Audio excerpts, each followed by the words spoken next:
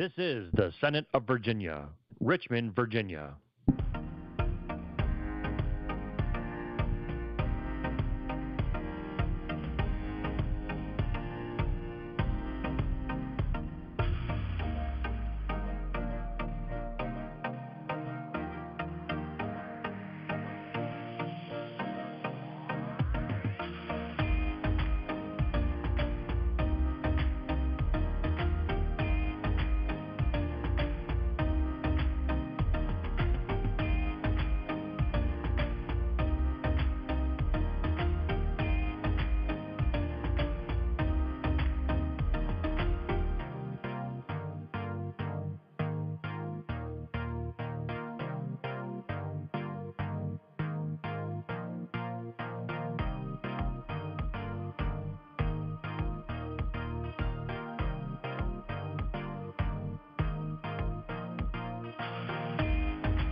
This is the Senate of Virginia, Richmond, Virginia.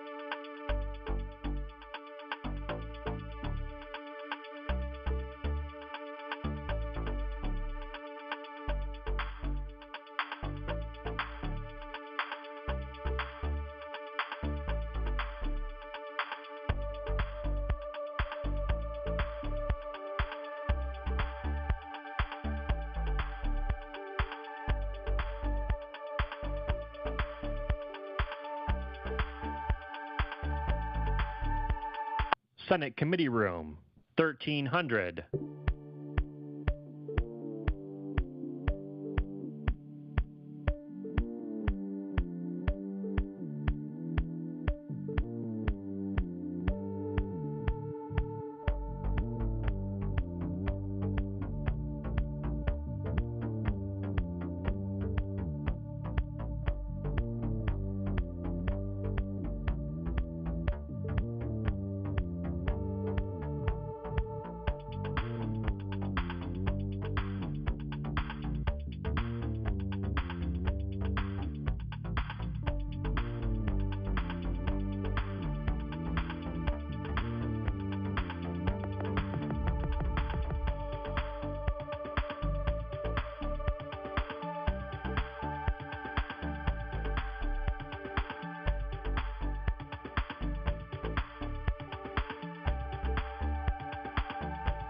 Did you know live Senate video is now available at youtube.com/@Senate of Virginia.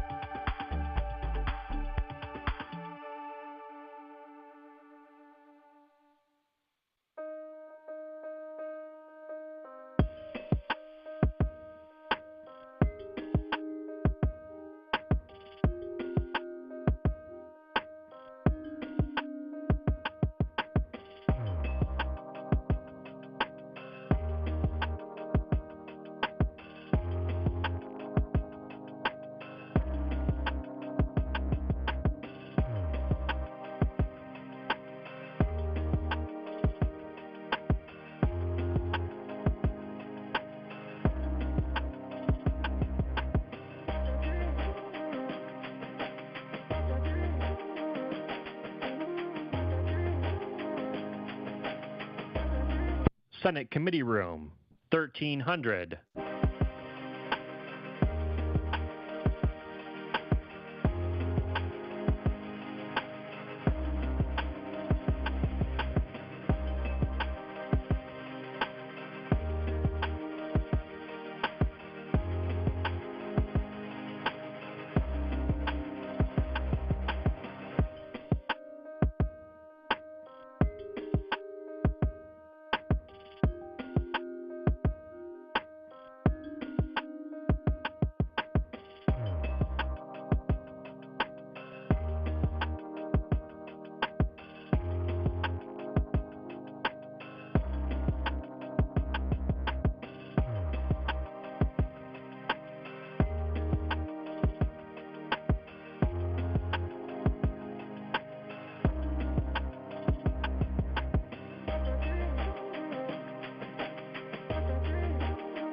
This is the Senate of Virginia, Richmond, Virginia.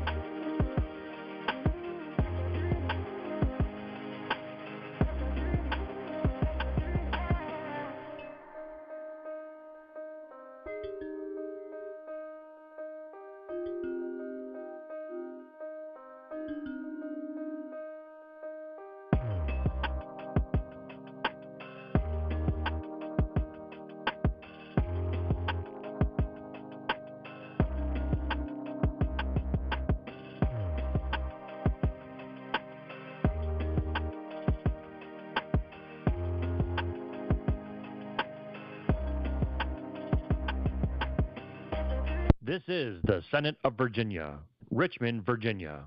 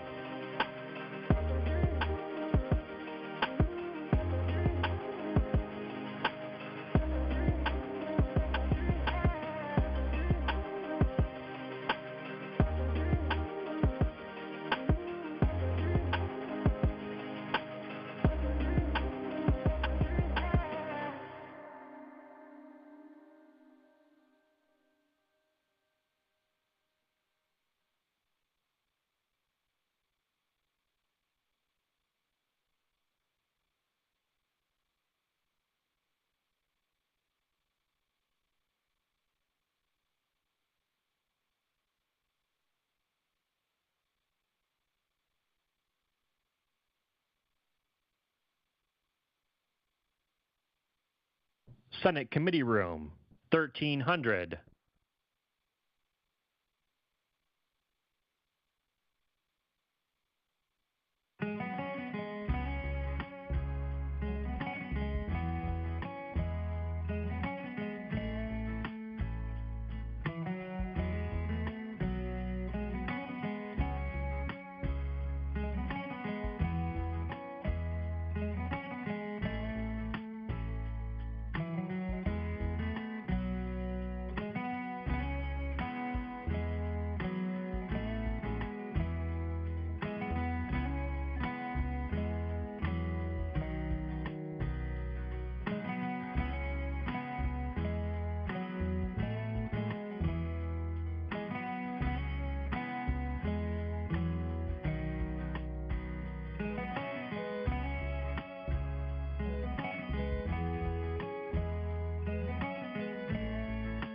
Did you know live Senate video is now available at youtube.com/@Senate of Virginia.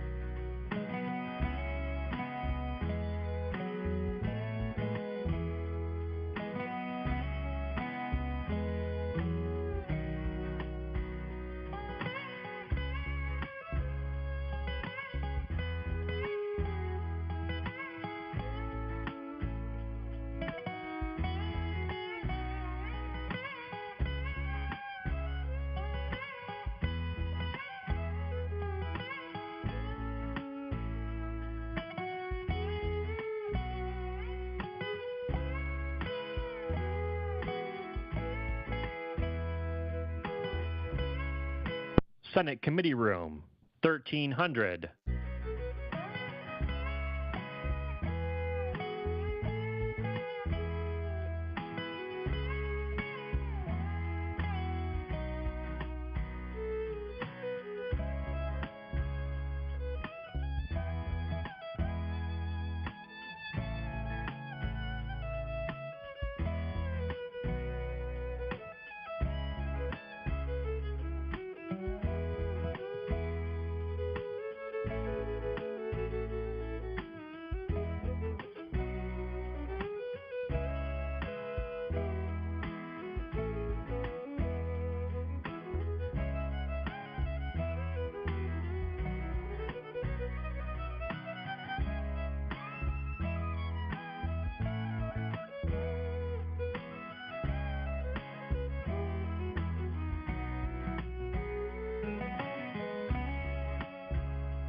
This is the Senate of Virginia, Richmond, Virginia.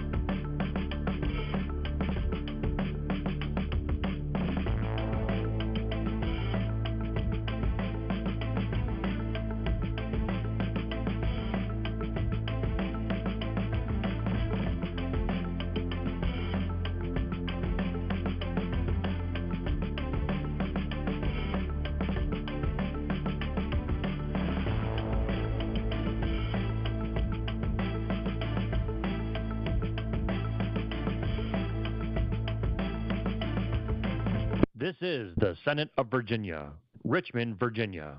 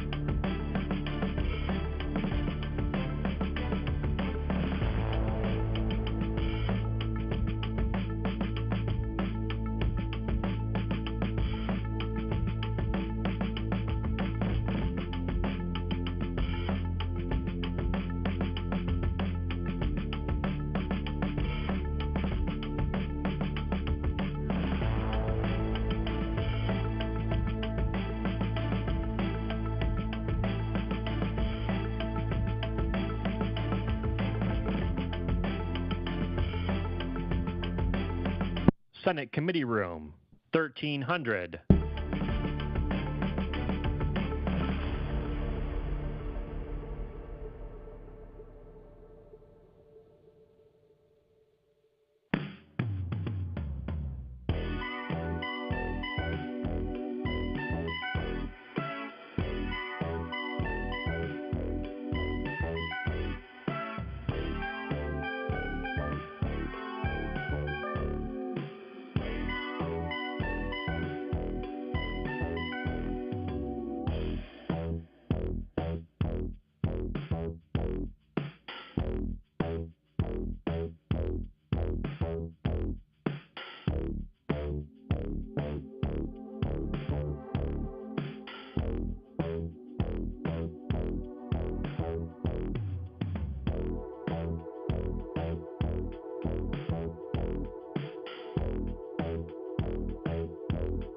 Did you know live Senate video is now available at youtube.com/@Senate of Virginia.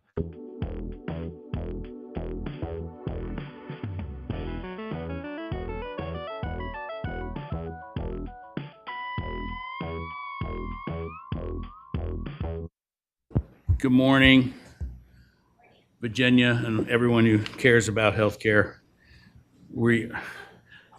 Hopefully that's everybody in this room.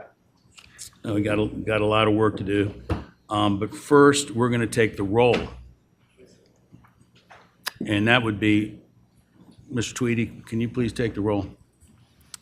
Yes, Mr. Chair. Senator Pavola? Here. Senator Reeves? Here.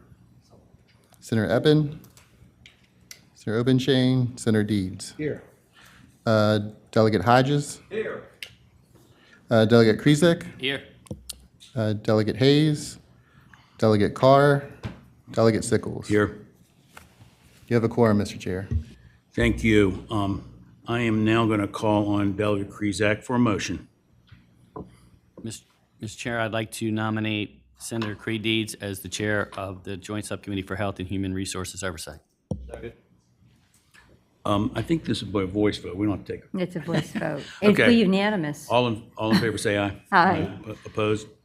Okay, thank you very much. Congratulations. Thank you, Mr. Chair. Now we need to nominate a vice chair. Mr. Chairman, Senator Reeves. I'd like to nominate Delegate Sickles to be the vice chair of the committee. Is there a second? Second. Second. Okay, all in favor of Delegate Sickles as vice chair? Aye. Any opposed? Okay, Delegate Sickles, you're the vice chair. The next thing we need to do is adopt an electronic policy. Stephen, I think you have that. You can explain it anyway. Yes, Mr. Chair. The e-meeting policy kind of matches the ones you've all seen before. If all procedural requirements are met for individual members participating remotely during an otherwise all in-person meeting, there has to be a quorum in person, but they can otherwise participate in all business of the joint subcommittee.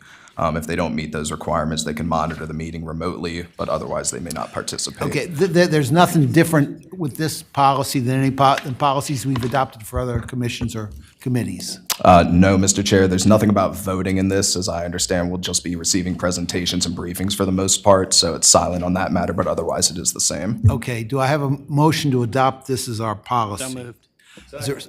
Got a motion and a second. All in favor, please say aye. Aye. Any opposed?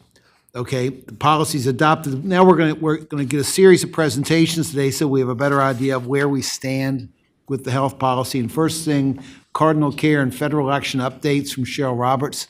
Ms. Roberts, thank you for being here.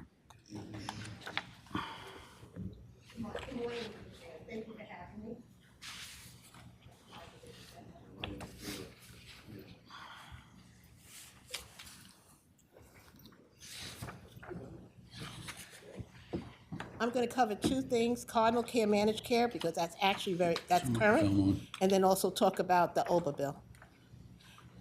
What most people don't realize is that we just finished the biggest procurement we have ever done, and what I'm glad about is that because you're not asking me questions, that means the silence is success.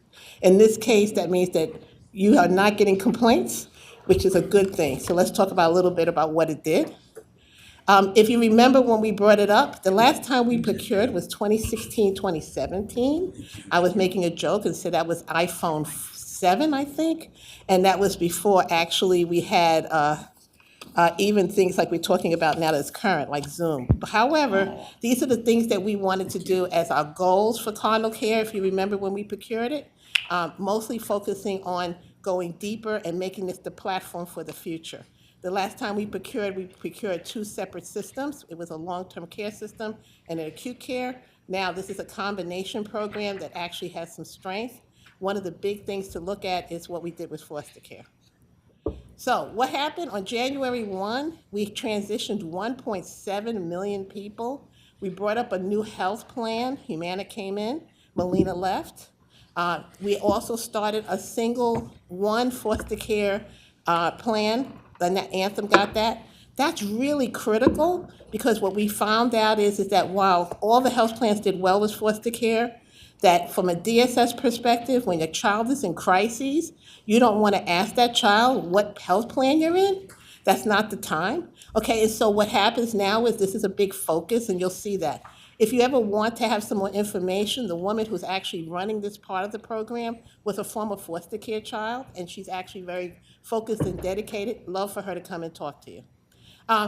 Members can change plans for any reason right now until September 25th.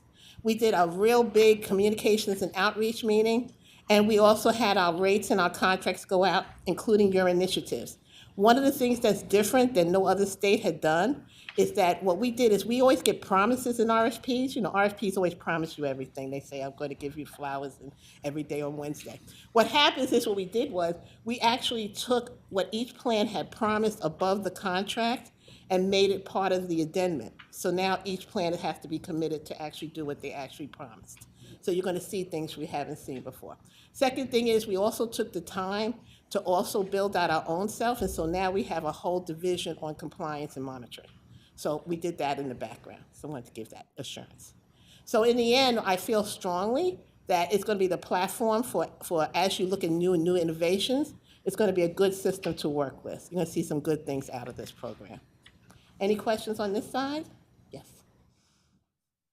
Senator Favola. Thank you, Mr. Chairman. I'm very happy that we got to the point where we have one carrier for our foster youth. I know we had talked about ensuring that non-medicated options would be the first line of behavioral diagnoses, because you and I and others, we had been briefed a while ago that psychotropic drugs and other drugs are sort of too easily prescribed because foster youth do have behavioral issues. They've been in trauma. So I'm hoping that model is still very much, more behavioral modification and non-medicated model is sort of outlined in the insurance plan has a priority or a preference. Also, I'd let you, not only do we agree, my boss, Secretary Kelly, has also asked me to focus on psychotropics in foster care. Okay, and I have to report on that now. So there'll be even more of a dive in terms of what's happening. Great, okay. It's one So when you're reporting foster children that are on psychotropic medication? Yes, and that shouldn't be the first line of defense. Okay. And so what you want to make sure is that while people may have medicated the child, and once you stabilize, you really do want to get the child off the medication. Yes, we do. And so that is a priority. Delegate Sickles has a question. Yes. Thank you, Mr. Chairman. How does Cardinal Care improve upon the care coordination process? The care coordinator, is there new requirements that they touch base with the member on a regular basis? And how do we know we're getting our money's worth as far as the social determinants of health and all those things that we're supposed to be doing better under this plan? One of the things that was developed was what we call the model of care. Because before what we were doing was you got the additional care based on your aid category versus your need. And so what we developed was a model care model, which says that basically is that if you show up with either diagnoses or other issues, like for example, your meds or different things, that we can actually have care coordination. It's not just on your aid category. That makes a big difference. So that kind of spreads it. So you kind of like tier it out. So we can show you if you want to know like how many people are on what and what kind of care coordination they are, whether they could have high needs, middle needs, or just a call now and then. And so we have that actually listed out in the contract. And then it's reported on every month. Thank you, Mr. Chairman. Are there other questions? Okay, thank you, Ms. Roberts. Keep going. Okay, now for the big bill. Okay. I'm only talking about the Medicaid part. Obviously, there's other provisions that affect health care, so I'm only talking about the Medicaid bill. What I am also going to say, two things as we start with this. This is going to be a collaboration. We already know that. This is not something DMS is going to do on its own. Obviously, the governor's office, you're going to be involved, and as well as CMS involved as we do this implementation. The biggest thing to note as we're going forward is that many of these provisions, CMS has to give us the guidance. And so I will note what that is, and we do not have the guidance at this point. So we'll be watching that because some of these dates are coming up quickly, but we do need guidance from CMS after the bill is done. I'm going to go in the order of the subparts. The first subpart is Subpart A, that was actually done for reducing fraud and improving enrollment processes. The two things you need to see in this line is one, for the expansion population, all 600,000 people, their eligibility will occur now every 6 months instead of annually. Clearly, that's going to have some impact as we go across. They are asking us to do it electronically, so we're going to have some help there, but it still will be help on systems. The second one is, it's called duplicate. Ms. Roberts, you've not been able to, have you got a price tag on how much it's going to cost to administer that extra? We're working on those prices now. Are you working on it? Mm-hmm. Okay. We know that it's going to have system impact and work on all of our contractors. It will have different work. It also depends, and we'll have that discussion too, about how much outreach we want to do. All those things will be also part of the factors. There'll be a project in itself, almost like unwinding, be a smaller unwinding. Duplicate enrolling and deceased individuals, they call it concurrent enrollment. That is when a person is in 2 states. In our case, Tennessee and Virginia at the same time, because when people move, they don't tell us, or they just go to the next place. And that will be in effect, as you see, in January 27. They're going to require states to have some data sources, and CMS is going to provide us some sources to help us with that process. And then the second one is deceased individuals. As you know, we watch deceased individuals using the VDH information. This is requiring us to use a federal death master file quarterly for deceased individuals. And again, some system work here, but not a bad answer to help clean up things. All right, here's where it gets a little harder. Two is reducing fraud and improving enrollment process. The thing to hear on October 26th, we have what we call emergency emergency groups for the undocumented. They're cutting the federal match for that program. And yes, we can get you the numbers there, but that match will be cut from 90% to 50%. And also to look at the PERM. Believe it or not, the PERM rate issue is the number one thing Medicaid directors were concerned about, because that issue, which is being done in terms of PERM rate, can make a difference in whether or not you have errors. You'll see the same thing on the SNAP side. We're lucky in Virginia, right now, that's lucky. We do work very, very, very hard on the PERM rate. And right now, the PERM rate is under 3%, so we're not applied to us at this point. But we do want to note and tell everyone is that is something to look forward to. Delegate Sickles has another Well, question. this is just for the public, because I know this, but can you explain what the perm rate is? Oh, for boy, those who that's a don't know? 'Cause lovely one. This is jargon, I mean, an Yes, acronym. it is. Yeah. What happens is CMS comes in, and what they actually do is they take a sample both of our eligibility and a sample of our medical claims, and they ask us to basically see if there's an error rate. They'll look at the medical claims. For the medical claims, they'll contact the provider's office, and they actually to do that. On the DSS side, they're calculating whether or not it was done correctly. Pros and cons, right? Should the person been eligible? Should they not been? Are they in the right category? That's called a PERM rate. And so for us in Virginia, we are proactive. So we do PERM rates all the time in an effort so that when CMS comes, it's already in process, and we've been able to keep the numbers down. But I have states around us that have PERM rates of 7 and 8%, and we don't. But I'm just mentioning that because obviously if it goes above 3%, then we will have some penalties that come along with that. Okay.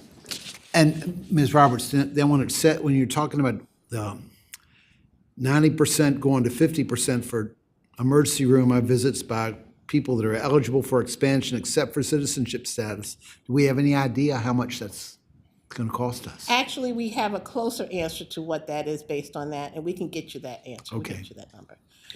Because we could you can tell us- tell. Delegate Sickles. I'm sorry. Yes. Could you tell us who's involved in that class? Because it's not all undocumented people. It's pregnant women and postpartum women, things like that. Actually, I'm going to let Sarah answer my question for that one. Sarah? We can send a list.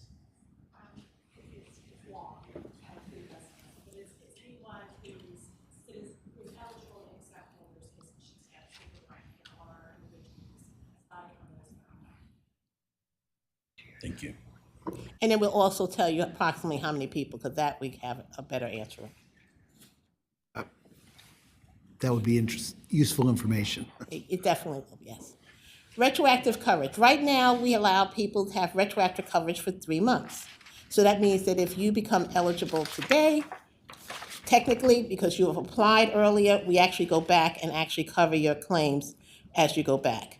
Here, they change your retroactive coverage. What it does is that for the expansion population, it'll only go back 1 month. For the rest of the population, 2 months instead of the 3. It will be changes for us systemically, but also changes for providers, because providers are used to the 3 months. So we'll have to have some education and training for them to understand.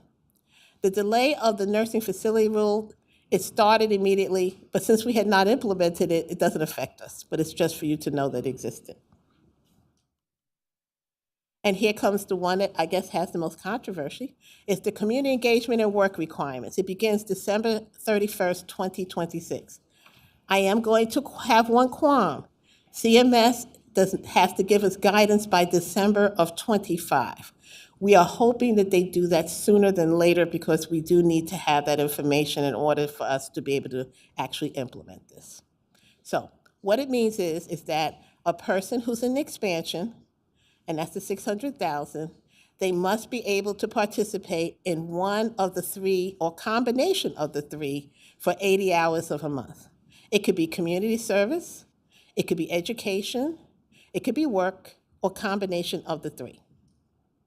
Ms. Roberts, do we have an estimate now on the number of people who are in the expansion population that are already working? We do have a big estimate, but we're not sure if they work 80 hours. That's another one that's going to be interesting. So it's not just working, it's also working the 80 hours. Okay. So we're gonna have to pay to figure all that out, right? It will be, yes, there will be some work. And the question also too is we do not have the definitions yet. So we do not have the definition of community engagement, and we do not have the definition of education. Delegate Sickles has a Thank question. you. Are we going to expect the MCOs to do this? The MCOs actually cannot do this. CMS said that that was a conflict of interest. They can do outreach, but they cannot actually calculate. So you're gonna be able to come back to us and tell us how much it's gonna cost the state to do this? We will give an estimate, yes. Yes. Just a quick Thank you. question. Delegate Senator Favola. Mr. Chairman, thank you. Did they change the exemption categories under the work requirement? This long list here we This gave one? you, yes, there's one change that came from the last time. We went to primary caregivers, went up to age 13. I think you saw versions that was 6, because we had talked about daycare. Right. But now it's up 13, which is basically high school students. That's what we're getting to. Okay. And it has postpartum, but if you also notice, they have expanded medically frail, which is good. So they expanded that definition? Yes. Of medically frail, okay. Yes, those things that was good. But what we don't have, so people to ask the question is what is community service and education? And both of them are going to be key in terms of deciding whether a person meets it. 2 states like Georgia has done it through attestation. They didn't actually get the work. So we're going to have probably a combination if we're going to do it and be ready in December 26th. Okay.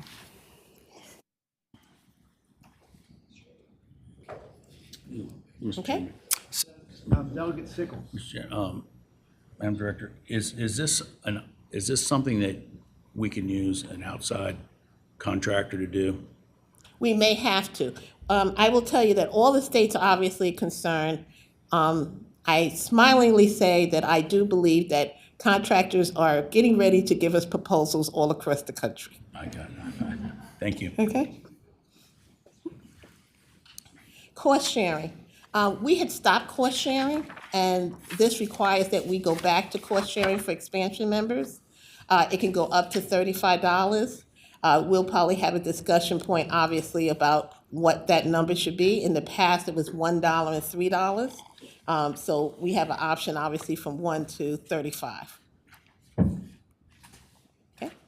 This was considered a surprise, but on a positive note, it was the home and community-based services. As you know, in order to get home-based community services at this current time, you had to be eligible or more likely to be in a nursing home.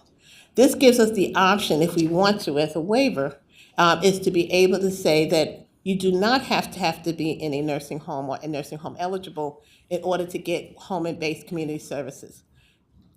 This is a good option, but it is a interesting option, okay? Because it has its pros and its cons. And so we'll have to make sure that it's budget neutral, which is what they want, is cost neutrality. And then we'll have to discuss whether or not, what the parameters will be. Okay? And this was probably, if you ask me, the surprise, but the thing that we have to work on immediately, which was the Rural Health Transformation Program. It is in effect. And what it does is gives us money. Virginia will have money. In fact, we will get $100 million every year for 5 years in order for this Rural Health Transformation Program. And then there'll be another 50% of the money that will be competitive, which means we'll have to compete against other states in order to get the funding. Let me go back here. The goal of the idea of this was, as you know, there's a big complaint that as we talk about the state-directed payments, that they would hurt the rural health and rural health population. And so this was an effort so that a state could then at that point do some targeted work in the rural areas to help. And so this is the list of things that they had put actually in here. good thing. Everything from retaining our workforce talent to helping the community and the areas. Great opportunity for us. In terms of things that we can do in the rural areas. We are looking to get a contractor to help us with some of this work, because obviously this is new. We're going to have a short time frame because by November, we'll have to put in the application for both this, for the first 100 million, as well as the competitive piece. So we'll have a short window. The big issues and discussions obviously are going to be on who and who gets it, and because we'll have to divide that money up equally, or how it will be decided on what the priorities are. So just to, yes. A question is there any legislation that you need to do this? Or do you have you planning to do this all within current authority? This just happened last week. And I'll be honest, and so we have not had a chance. Chris and I have talked about, I'm just glad someone hasn't come up to me to ask me for the money today. Okay, and so we really need a minute to think about it. We know we need someone to actually talk about it. And what makes it difficult, CMS has not yet given us any guidance on this. But yes, you're right, we may need authority, and we're not sure. Thank you, Mr. Chairman. Okay. So I'm going to let Chris talk to you about the provider tax. And Chris Gordon is our CFO.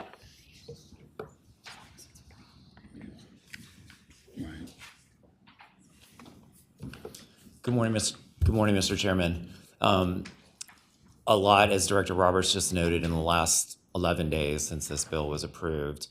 DMAS, under Director Roberts' leadership, has been working to identify what the cost impacts of these changes are going to be, specifically with provider taxes.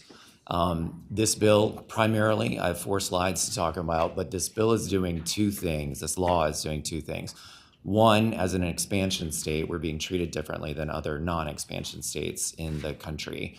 And the impacts on Virginia are more significant than non-expansion states as a result of that. The big picture takeaway is that we are reducing revenue collection, tax collection, which has significant impacts. But the bigger impact is going to be the reduction in supplemental payments that we make to hospitals. And that's what I'm going to get to in the next 3 slides. So I want to start with sort of a good-ish slide. Effective now, there are no new provider taxes allowed in the country, including Virginia. Right now, we only have 3 taxes on healthcare providers. The first is the coverage assessment tax that was implemented in calendar year 2019 as a result of the 2018 General Assembly session. And what that does is it collects the state's share of payments to draw down federal funds, approximately $650 million annually, to fund expansion for 620,000 Virginians that are currently enrolled in expansion in Virginia. We tax hospitals at 6% of their net patient revenue.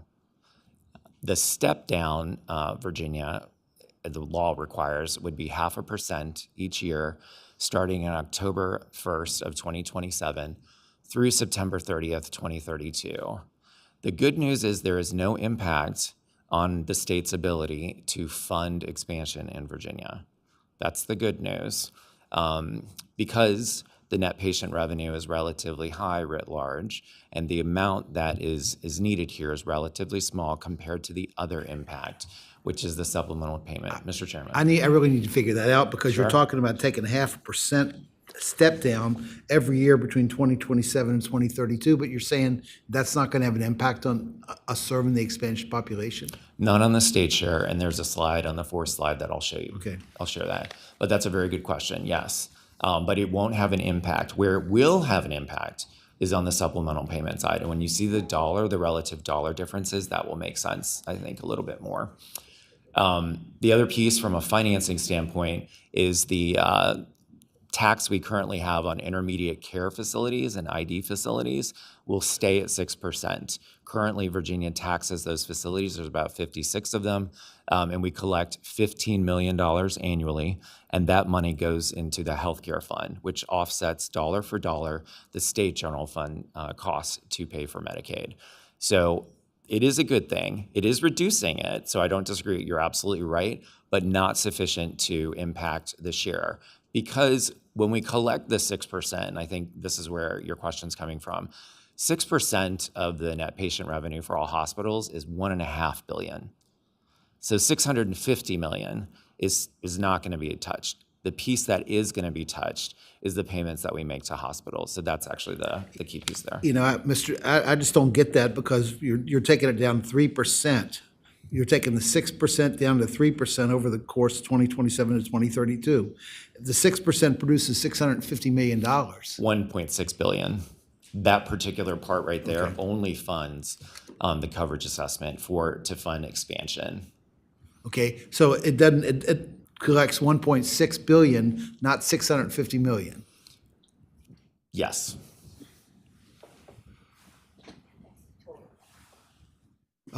Okay?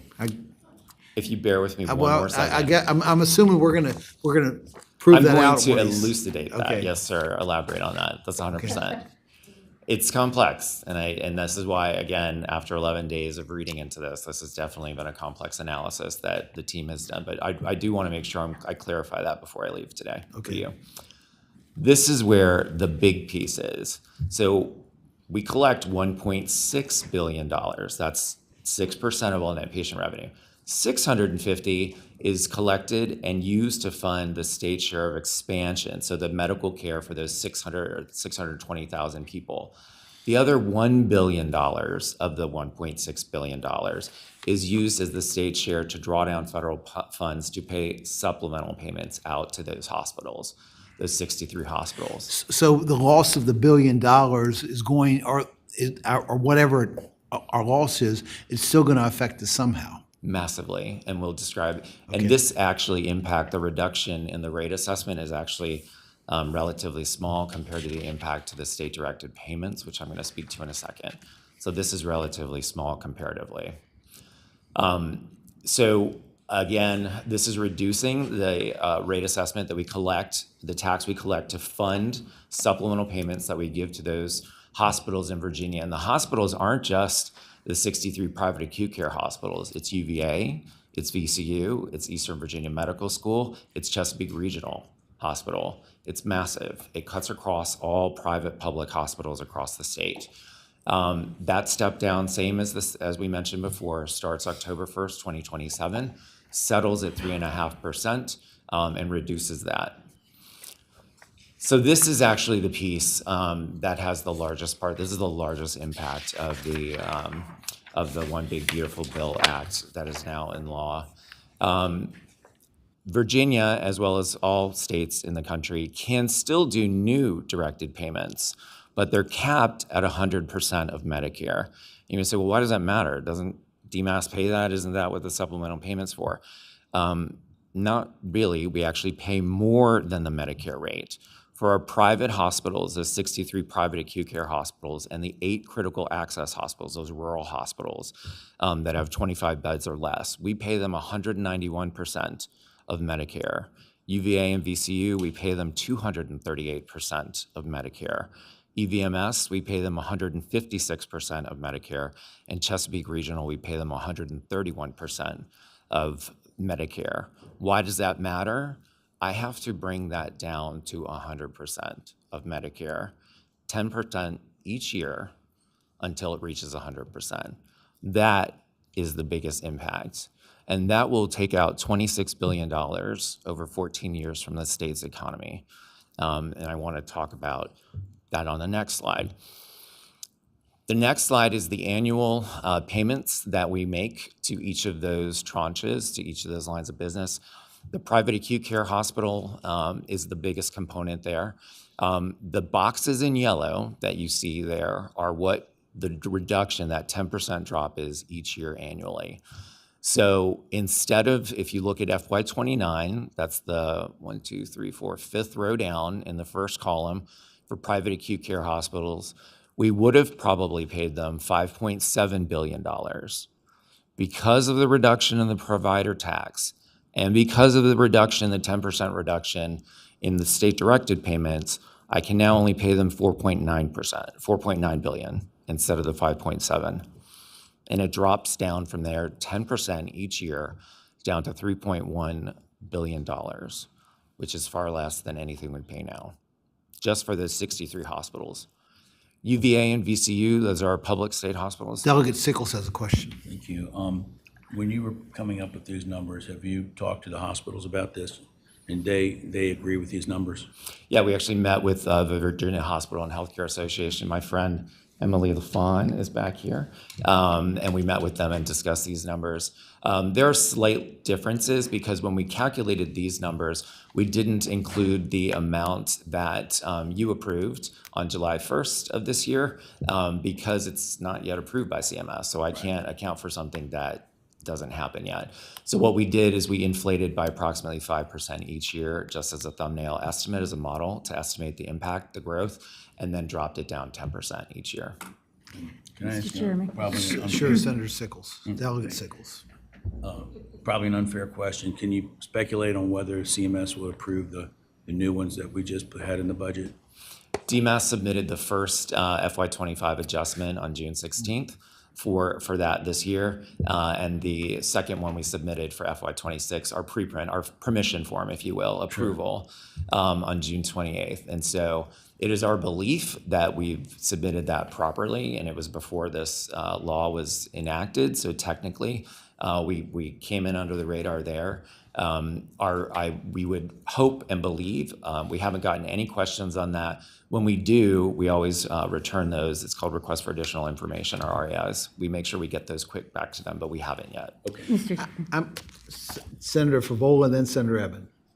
Thank you, Mr. Chairman. Our hospitals, I believe, are still under the federal requirement, if they have emergency rooms, to take anybody who walks in, regardless of whether they have insurance or any ability to pay. I believe that law is still in effect. Is that- EMTALA was not affected. Yes, ma'am. Okay. So if you connect all the dots, I expect some of the supplemental payments, if not all of them, that are being redistributed to our hospitals based on need. There's sort of a formula there, right? So those hospitals that would have a high percentage of uncompensated care do get a higher percentage of our supplemental payment. Yes, ma'am. That's the way it works, so we've been able to hold our hospitals whole. That's going to, if they don't get that supplemental payment, they simply won't have the resources or the staff to be able to operate. Is that really what's going on here? And this is could put our hospitals with the most number of vulnerable individuals who don't have insurance, it could put those hospitals at risk of closing. What I will say is that when we calculated this $26 billion removal, $26 billion of funding for state hospitals and public hospitals in Virginia, it will create, we've done modeling, a macroeconomic financial shock, not just to the hospitals, but also for the state writ large.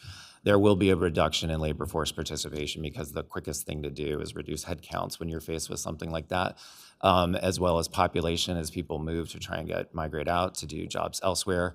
There'll be an impact on the gross domestic product of the state, as well as the real disposable income of folks and the output of Virginia over that time. $26 billion, a significant impact to the Commonwealth, a reduction. Yeah, if you could just explain it for me one more time. The $26 billion that's being removed from money that would be paid to private acute care hospitals, is that a directive of the federal government, or is that because we're getting less money from the federal government? The federal government is directing us to tax the hospitals less and to reduce the amount we're paying them above Medicare. So it's both. So in spite of inflation or medical inflation, they expect these private acute hospitals to provide the same level of care with $26 billion less, while costs would go up normally. Yes. Thank you. You know, I'm looking at the next column over. You know, I've been primarily focused on the rural hospitals that I expect to be hit very hard. But I wonder if you've had conversations with VCU and UVA. It's my understanding there are big Medicaid providers in this state, and you're talking about more than half of what they get is going to be gone. Yes. But we had our quarterly meeting with the Type 1 hospitals, which are UVA and VCU, 2 weeks ago. We meet with them. So Kara Gunther from UVA, from VCU, and then on the UVA side as well, we meet with their vice presidents of finance. And we did share this high level with them. At that point, we didn't have a dollar amount, but we did discuss the impact and what that would be. They do know that they're paid at a higher percent of Medicare than any other. They're at 238% of Medicare. Bringing them down to 100% will basically reduce their supplemental payment by more than 60%. which as public hospitals, you would then have to backfill with state general fund or some other mechanism to do that. And the Children's Hospital at King's Alders is paid at a higher rate as well. Yes, So they're going to be impacted in a similar fashion. yes. Okay. Thank you. Keep going. Well, I think I've covered everything at this point. So I turn it back to Director Roberts. Positions are. Yeah, the other position groups get paid. We can come back to you. You said some particular things you wanted us to come back and give you. Yeah, I was just reminded, these supplemental payments go to the physicians as well as hospitals. Yes, And we're talking about reducing them for both groups. yes. Yeah. Any information you need afterwards, we can actually give you. If you have any questions, we can give you that supplemental information. Again, when we get from the guidance from CMS, we'll be able to give you some other estimates. I think we can say thank you. Thank you. Bearer of bad news. Next, we're going to hear about the Children's Services Act funding from Mr. Renier. Thank you. Thank you. Mr. Chairman, and thank you, members of the subcommittee, for inviting me to bring you up to speed on what's happening at CSA. And it's been a little while since I've joined you, so I'm going to, for one thing, I've given you a short handout in addition to the slide deck, which kind of summarizes some things in a little more detail and provides a little longer chronological view on some of our expenditure trends. But as you know, CSA is organized, like many of the other agencies in Health and Human Resources, as a state-supervised, locally administered program. The state supervision is under the jurisdiction of the State Executive Council for Children's Services, where the General Assembly is represented by Senator Van Valkenburg and Delegate Coiner, sit on the SEC as representatives of the legislature. The SEC provides us policy and broad oversight to my office, which is the Office of Children's Services, where we provide all of the administrative support, fiscal administration, processing, almost $500,000 of reimbursements to local programs. We provide training and technical assistance. We have a robust audit function to make sure the funds are spent in accordance with law and policy.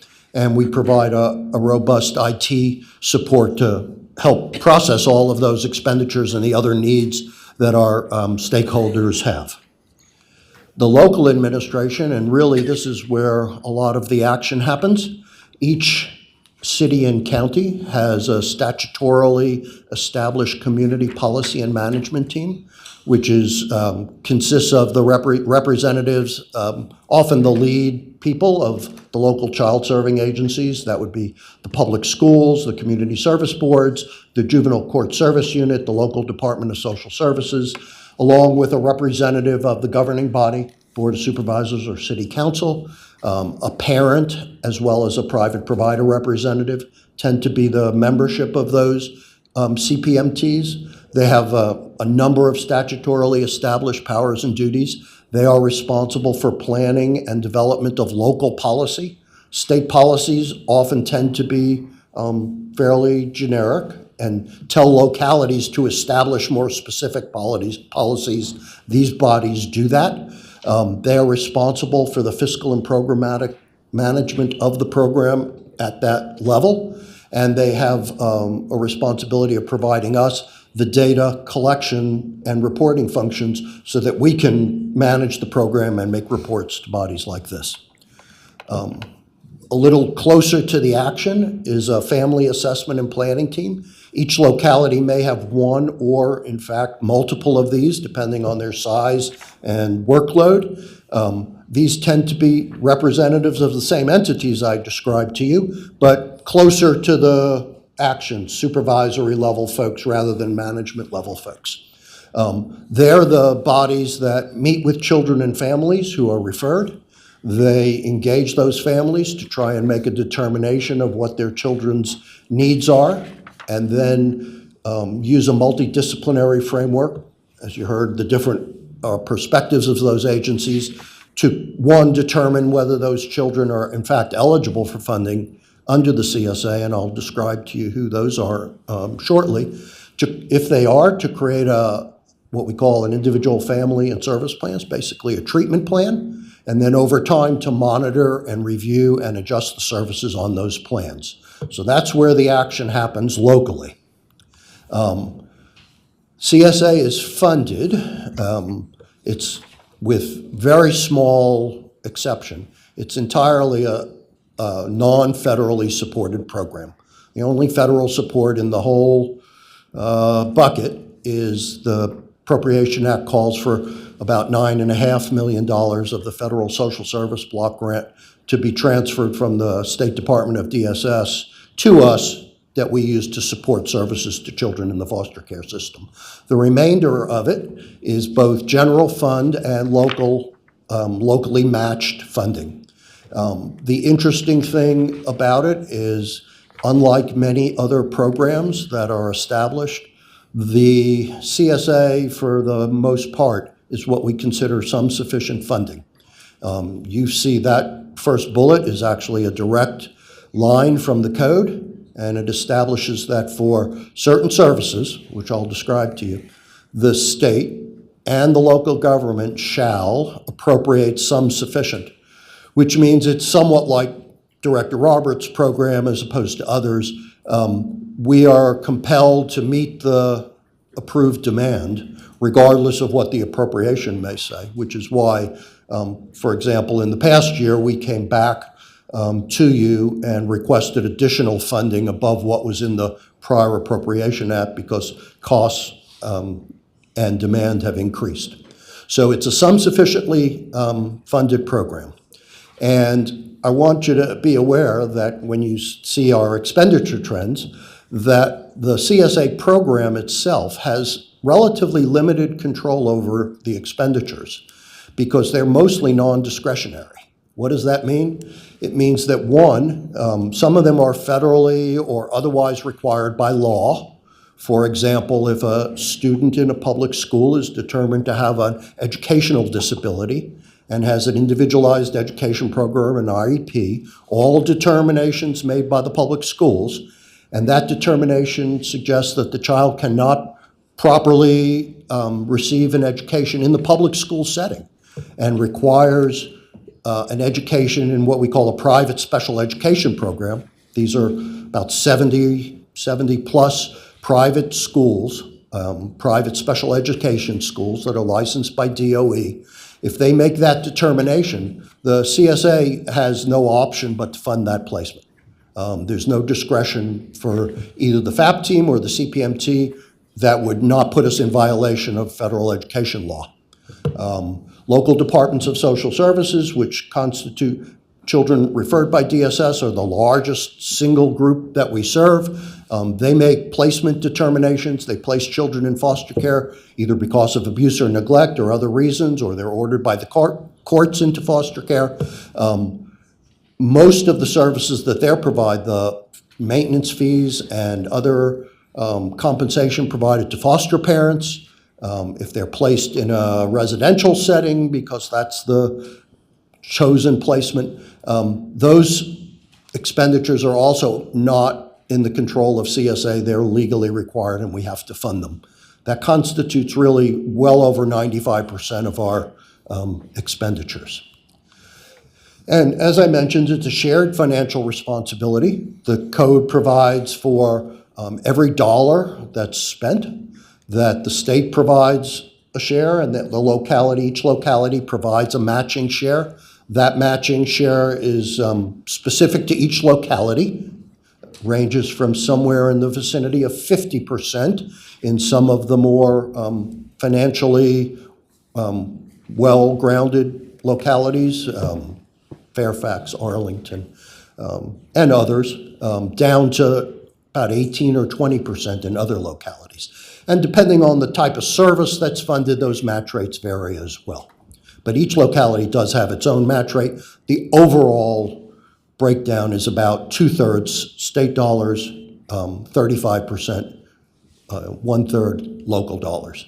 And understanding that for some smaller localities who have smaller budgets, that 35% has become increasingly troublesome to them because it just adds up to a lot. If they have a couple of children who have exceedingly high levels of need that need highly expensive placements, it really puts a dent on many of them.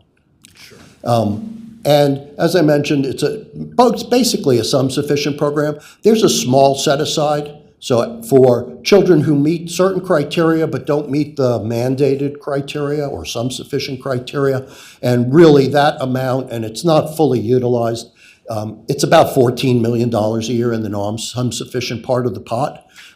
So it really accounts for very little of the trends that you'll be seeing shortly. So eligibility for CSA is established by those sections of the code that you see here. There are really four basic categories, the first three of which, all of which are eligible for some sufficient funding. So these are children receiving foster care services, which include both those in the custody of a local Department of Social Services, again, due to a finding of abuse or neglect, sometimes because they're a child in need of services, but they're in contact with the DSS, or if a juvenile domestic relations court has placed them in custody. And we also fund services to prevent the entry of children into foster care, which is really, in some ways a pretty good investment, because once a child enters foster care, there's a whole lot of not just cost ramifications, but, less than ideal outcomes and things that happen to children. And so we do fund any child who is at risk of entering foster care. We can fund some sufficiently a variety of services to help either maintain that child in their home through different supports, by providing their parents with supports that they may need. For example, if the parent has a mental health or substance use disorder, we can support that if that family doesn't otherwise have the funding to do that. So you should understand that we're embedded in a much larger system, that Medicaid, which you just heard about, for those individuals who are eligible for Medicaid and whose services are covered by Medicaid, is always the first payer for many of these services. And they put out a very large amount of dollars for behavioral health services for children who may also or may be diverted from CSA. The second category is, as I mentioned, those students with disabilities in private special education programs. The third is, as of this July 1st, kind of tune up to the statute. These children were eligible, but through a less direct way. But if a juvenile domestic relations court or one of the family and assessment and planning teams determines a child to be a CHINS, child in need of services as defined in the code, they can receive funding. The idea here is for children with significant behavioral health needs, this can be a pathway to precluding a child's entering into foster care for either through their parents' relinquishment of custody because they don't have the resources to meet the needs of their child, or because the court may do that absent any other option. So that's the third sum-sufficient category. And then the non-sum-sufficient group, again, the much smaller group, are children who have significant behavioral and emotional needs that may bring them into contact with more than one of the child-serving agencies, but they don't fall into one of the three categories that you see above. So that's who's eligible. And now I'd like to share with you some of the service and expenditure trends that eligibility is driving. This is about a 14-year picture. The red line are the number of children and families served in each fiscal year. And you can see that that number has fluctuated over the years. The downturns often tend to track to significant events, whether they be the major recession, or most recently in the 2021-22 period, decreased due to the pandemic, where many fewer people came out to access services.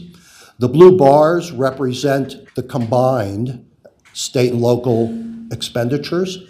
And you can see that for the past 1, 2, 3 years, and preliminary data from 25, which we're just wrapping up, will look the same. The trend will look the same.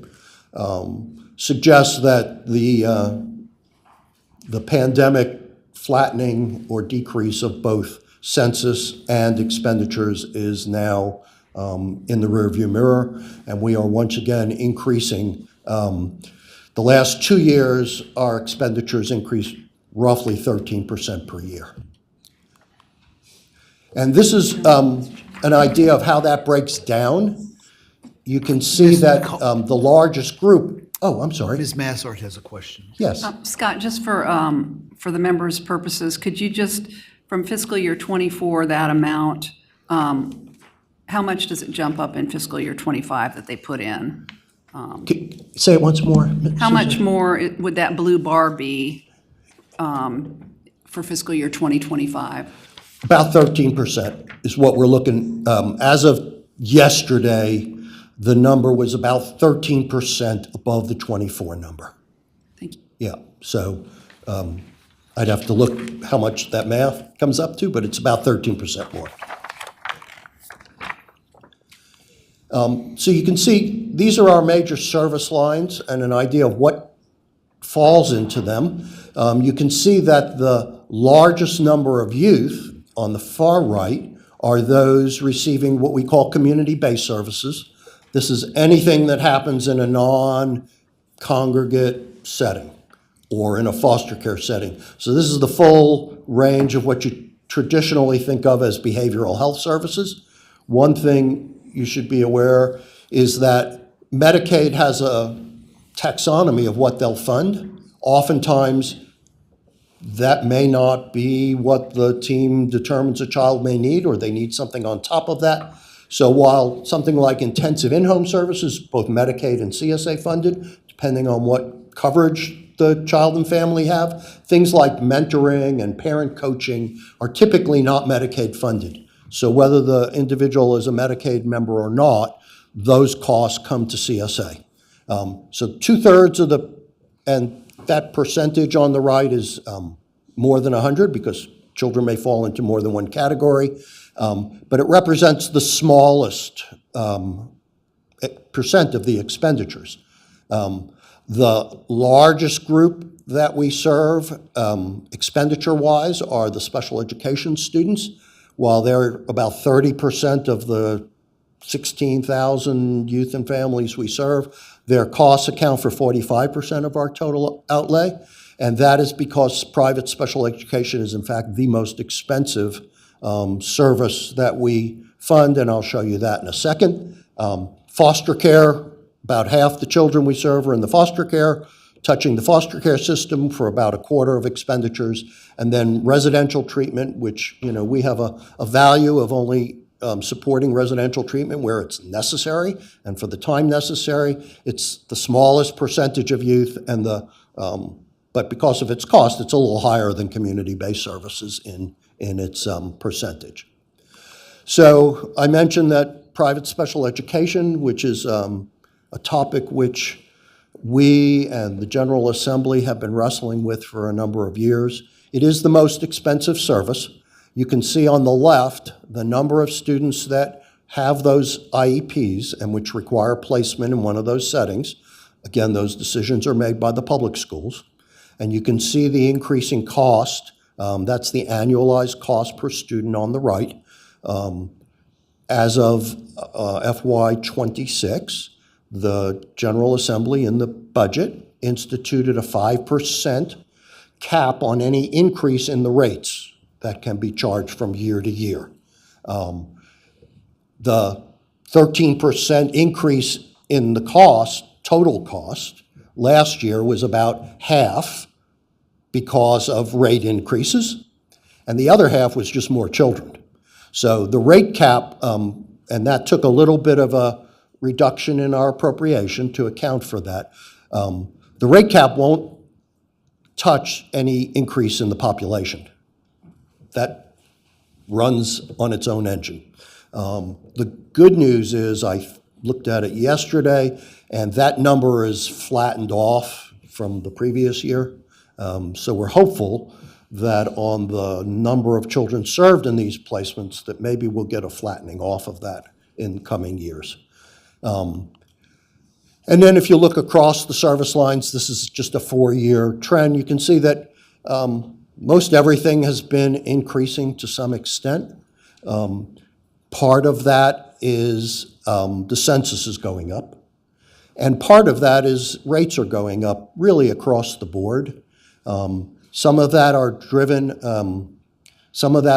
by Medicaid rates, that we serve children who may not be Medicaid members, but where it's a Medicaid service, we benchmark our rate to theirs, because we have a belief that if it's a publicly funded service, it shouldn't matter which agency is funding it. It should be funded at a level rate. Medicaid does all the rate setting. So for example, if we have a child in residential treatment, Medicaid sets the rate, even if we're paying for it because the child's not a Medicaid member. So there have been increases in community-based rates from Medicaid. Foster care rates are pegged to state employee salary increases and go up. And then basically, other than where we have something from Medicaid to bench our rates against, the rates are pretty much set by the market. We have no ability to set rates. It's not within our authority. So the rates are basically set by providers and localities and what they're willing to pay, which again limits ability to bring some control over that. So the takeaways from the past few years, as I mentioned, the census is rebounding following COVID. And for 24 and the preliminary data from 25 is that our growth is about 13% a year. And you see here the largest areas of growth: private day, special education, community-based services, group homes, particularly for youth and foster care, because of some developments at VDSS, and also in treatment foster care. I could give you the breakdown of where that is. They're not all the same, but that's the biggest areas of growth. And as I mentioned, it's both a function of census and provider rate increases across all service lines.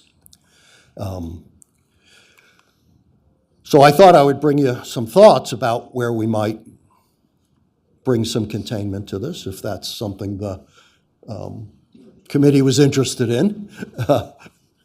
And again, so the budget has introduced a 5% cap, and we're going to see how that works out. My understanding is the large majority of providers of private special education are honoring that. And where they've chosen not to honor it, that's a discussion between them and the local government. But the state capped its contribution. So we're going to watch that, and we can come back to you and tell you what that's done. The offset from that was $5 million from our appropriation. We'll come back and tell you, what did that look like, and what did that look like against the number of students that we've had to serve. We have had conversations internally about... Delegate Sickles has a question. My question is, you might be getting to this, but what are localities doing on their end to try to have alternatives to this? I remember this has been an issue the whole time I've been here, to trying to get hold of this. And some of the jurisdictions are trying harder than others to try to have alternatives. Yep, so some school divisions, so that's where this sits, primarily in the school divisions, have invested in services to maintain students in their public schools. It requires an investment, but many of them have, because that's the direction they've taken. And I think we've seen some good success where they've done that. Most of that action happens over in the Education Secretariat and DOE. So that's been going on. The state operates 5, 6, 7, what are called regional special education programs that receive general fund dollars, which are public alternatives. Their cost is lower typically than a private alternative. And DOE reports that they get very good results from those placements. So I think that's the beginning of the answer for you, Senator. We are. I don't want to be a senator. Oh, Delegate, I apologize. Or maybe, I don't know. Most of that action has to happen in the public school domain. They are the ultimate decision makers on this. Mr. Chairman. Senator Favola. Thank you. I expect that some of the services are actually provided by the counties themselves. They don't contract out to providers. I mean, Alexandria, Arlington, Fairfax. I mean, we have a huge human services department, and I understand from my constituents that some of these services are provided in-house. In that scenario, does the state reimburse or? So that's one of the issues. You are correct that services provided in the schools are almost exclusively funded through the school budgets, the local school budgets. I think the schools would say, and I'm not going to speak for them, that they don't receive nearly enough state funding, and that if they had more state funding, they could bring down the number of students who are referred out to private settings. They would say that. Yeah. I guess, Mr. Chairman, follow-up question. I think that's a model we should maybe try to encourage, because in the long run, it may actually save the state money and have a structural impact on an ongoing basis for the students. I know the CSA budget under the current model has been growing. I understand that, but I just want to put a marker down that you all are providing intervention in a way that could prevent longer-term expenses and actually a trajectory that could make a huge difference in a student's life. So CSA is a very important program. Thank you, Mr. Chairman, Senator Favola, for that. The question is, if additional funding were to go into the public schools, what channel that should flow through, whether that's better managed through the educational arena or CSA. It's not our area of authority typically. But there is a pretty strong belief that additional support to the public schools would likely make an impact on this and also keep students in their home schools without having to, some of these students, I mean, to be honest, they sit in a car being transported from home to these private schools for an hour and a half each way each day. And then they're not connected to any of the extracurriculars or other things that students in public school have. Mr. Chairman, this may be an area. Senator Favola's got more. Well, this should be an area that we really pursue. I mean, we can have memorandums of understanding with the school systems. We can create this in a way where there's accountability, better outcomes, and the dollars might be better used. So I would just say we should think about a process going forward to make this happen. Thank you. So a couple of other thoughts. Certain restrictions could be. Delegate Krizek's got a question. Oh, I'm sorry. Sorry to interrupt you. Going back to the biggest drivers for the large scale growth, for the cost, you mentioned group homes for youth in foster care. Why is that growing? And is foster family placements, are they down? Is that still? Well, Mr. Chairman, Delegate Krizek, I think there's two reasons. One is the number of children in foster care in group homes is up a little bit. But perhaps more importantly, there was a change in the administration of a program called Family First Prevention Services Act, which was a federally funded program that established that in order for the state to draw down federal Title IV dollars for youth in group homes and psychiatric residential, but really it's in the group homes that were impacted, that certain things had to happen. Certain eligibility determinations needed to be made. The programs had to have certain accreditations. It was implemented, and it ran for about a year.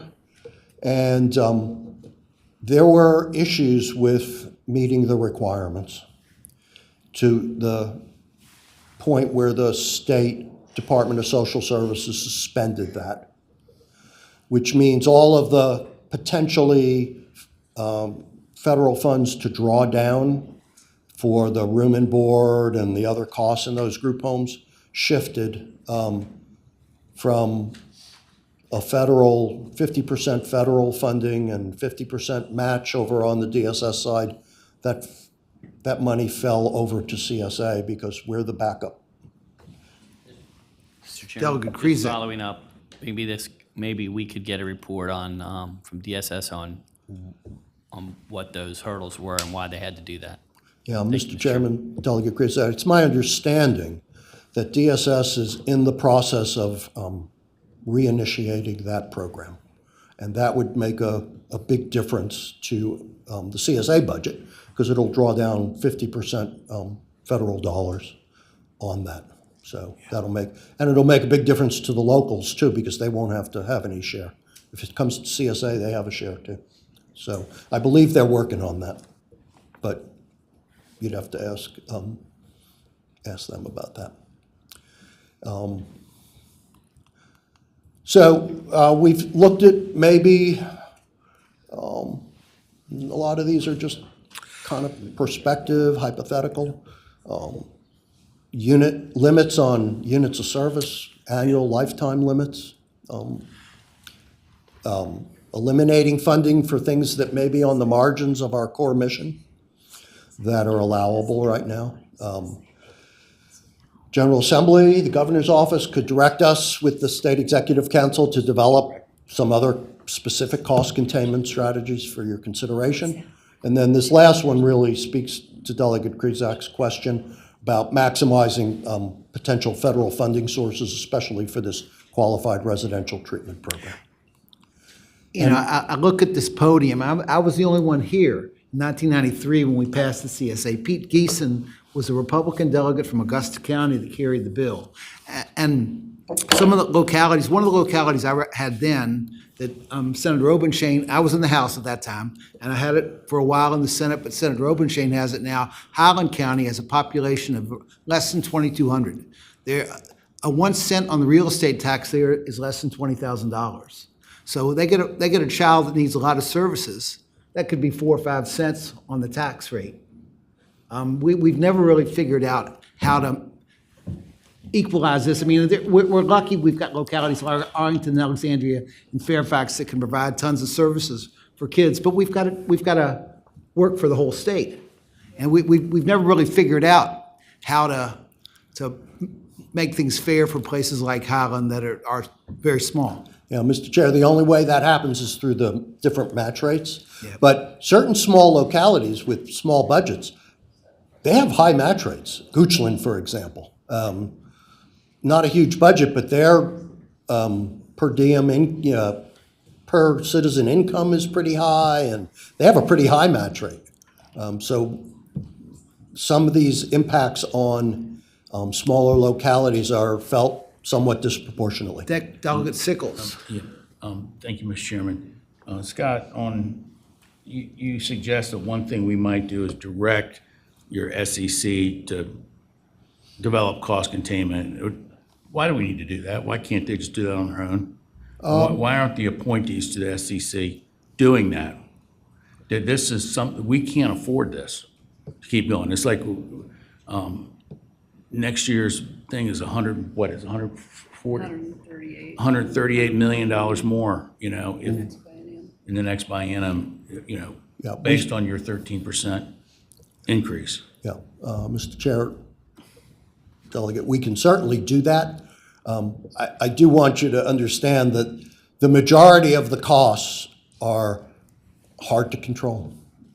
We will play around the margins until some of the larger drivers are addressed. Well, I'm just looking at your bullet point. Yeah, no, I know. You're suggesting that we tell you to do this. Okay, well, Okay, so, I think I get the sense I've just been Okay. told. You just- So we will certainly take that back. Are there other questions?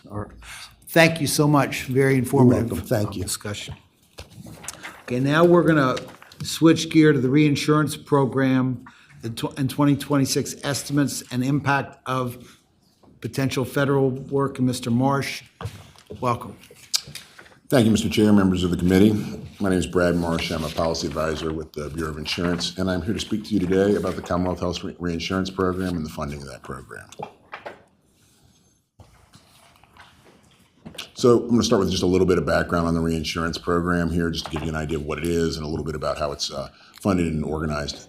Reinsurance is a mechanism for managing high costs claims by pooling them together and paying for them through a separate financing system. And so insurers don't have to price those costs into their standard premium that they charge.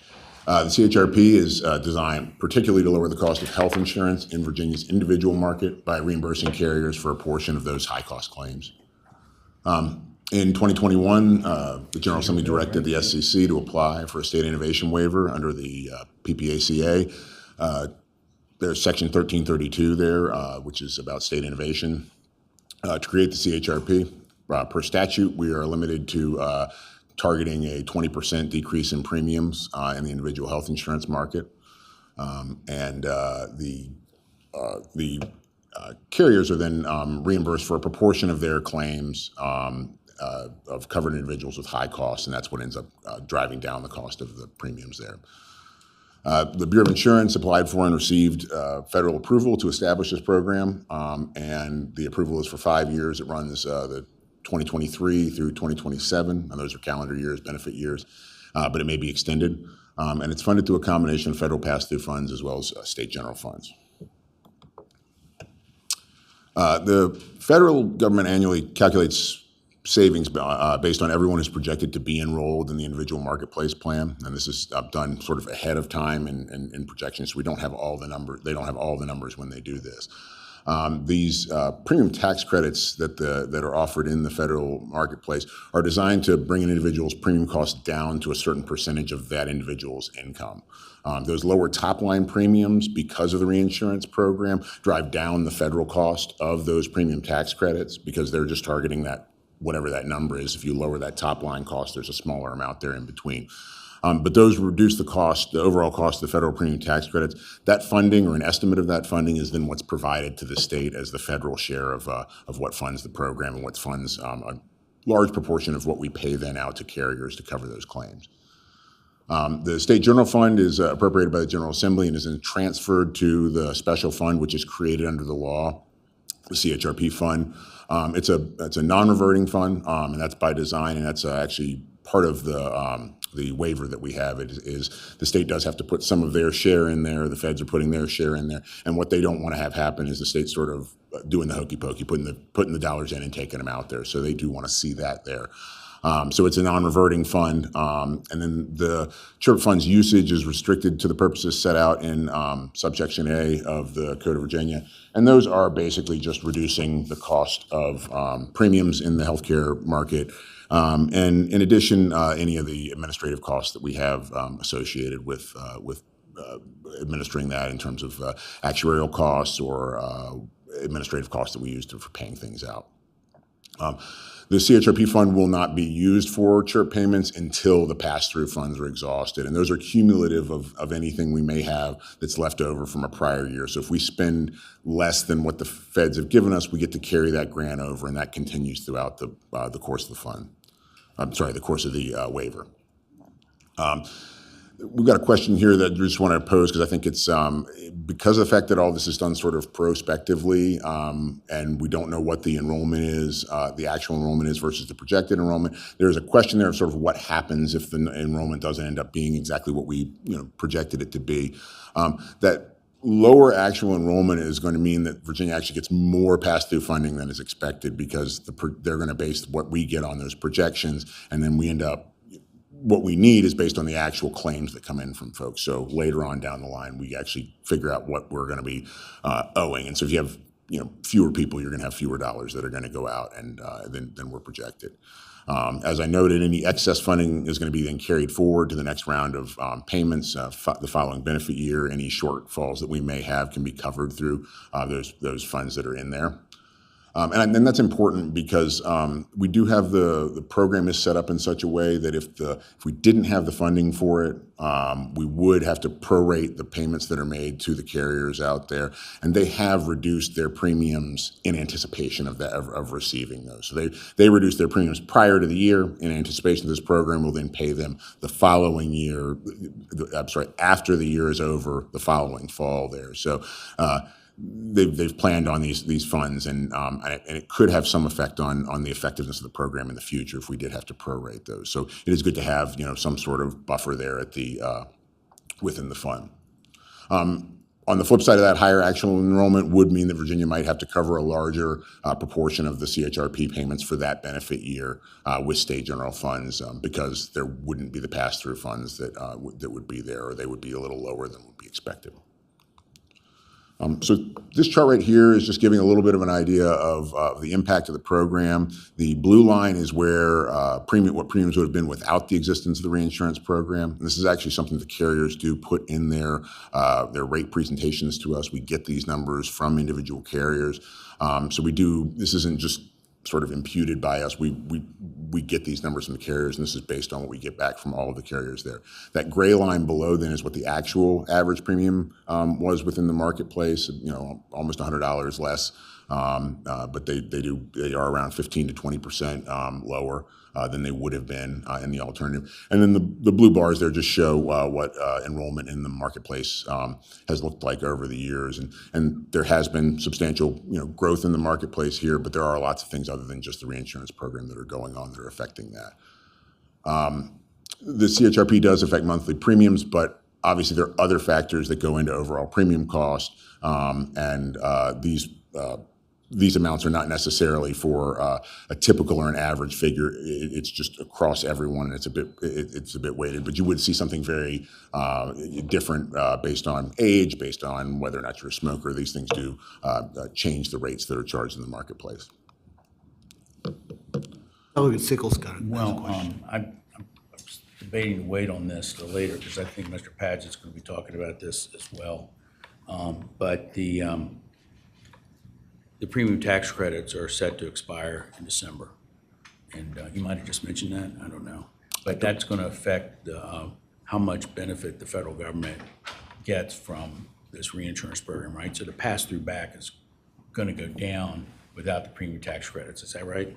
Mr. Chair, Delegate Sickles, all other things being equal, yes, the amount that they're going to be saving is going to go down. There also is the impact of taking those premium tax credits away from a lot of folks, and the question will be, is how many of those folks over that 400% of the federal poverty line who are no longer receiving those premium tax credits may not then purchase insurance. Follow, Mr. Chairman. Delegate Sickles. Yeah, so is that why we're dropping from 408,000 in 2024 people that use the individual marketplace to 382, rounding up in 2025? You're projected to lose 25,000 people that have insurance in the individual market, according to your chart. Mm-hmm. And why is that? Is that part of the reason is because of premium tax credit, maybe, or all of it, or? Mr. Chair, Delegate Sickles, some of that may be impacting what's in the actuarial analysis that goes into this, although I will note that in the past, the numbers that have come from our actuaries have been a little bit lower than what the actuals and what has been projected by the HBE. So I would defer to them on what their projections are going forward, but that does, the choices about prices going up and the actual impact that comes to an individual on that do go into what our actuary does in terms of the choices that folks make. So one of the aspects that comes into this with the expiration of tax credits would be some of these folks would be leaving because of that. Okay. Thank you, Mr. Chairman. We did a report earlier this year. It was actually part of the enacting legislation for the CHRP that said after the second year of the program, we'd look at the impacts of the program, what had happened in the marketplace there. And so I just wanted to go through a couple of things that we found within that. On average, the CHRP reduced monthly premiums by about $98.63 per member over the first 2 years of the program. Marketplace enrollment increased at a much higher rate after the implementation of CHRP at about 13% versus the prior years where it went up about 5.3% per year. And the number of individuals enrolled in the high-value gold and platinum plans, which are going to lower the out-of-pocket costs that those folks have, increased by 41%. And some of that may have come from, the changing aspects of the incentives they have there and the amount of money that they're able to spend. The CHRP is only one, as I noted, of several policy changes that affected the individual market during this period, and they have been large, and they did deal with a lot of the other folks that just spoke here today. We had the Medicaid unwinding, and a lot of those folks that remained on Medicaid throughout the COVID emergency were then moved off, and many of those likely did join on the exchange. There was the federal extension of these enhanced premium tax credit subsidies that will be going away at the end of this year, but they were renewed one time over the course of this period. And then the Virginia's transition to a state-based exchange cannot be underestimated in terms of the value of us having some control over our own system there and being able to drive folks advertise those sorts of things. So these are just a couple things we wanted to highlight, but that report actually is available on the Reports of the General Assembly site with a little more detail. This chart here is just a little bit about our timeline. I think one of the things we just want to show here is the long period of time between the estimates that we have and when we actually make the payments out to the carriers there. We need, under law, we have to have our rates set by May 1st of the year prior to the year that the rates will go into effect. So for 2026, we had to have those set by May 1st, 2025. And we draft up our payment parameters, we get some cost estimates, and we get those out to you all as quickly as we can, but we need to do it with the data at least from 2025 in order to do the 2026 sorts of things. So we try to get those out to you in April. We set those payment parameters. Then we have the rate filings that go on, and then the rates will be published, and that should be happening here fairly soon, early August. We'll be publishing the rates for the on-exchange plans there. And then those rates then have to be published. The CMS has some rules about when those rates have to be published.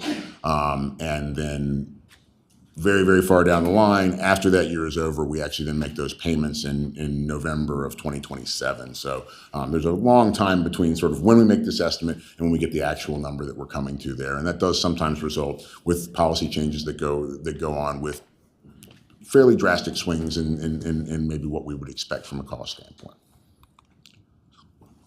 So here are our payment parameters for the reinsurance program for the years that we've been through so far. So we're in benefit year 2025 right now, but we have set the parameters for the benefit year 2026 program. We will know what the actual premium reduction is for that here in a couple weeks once we have those presentations on the rates from the carriers.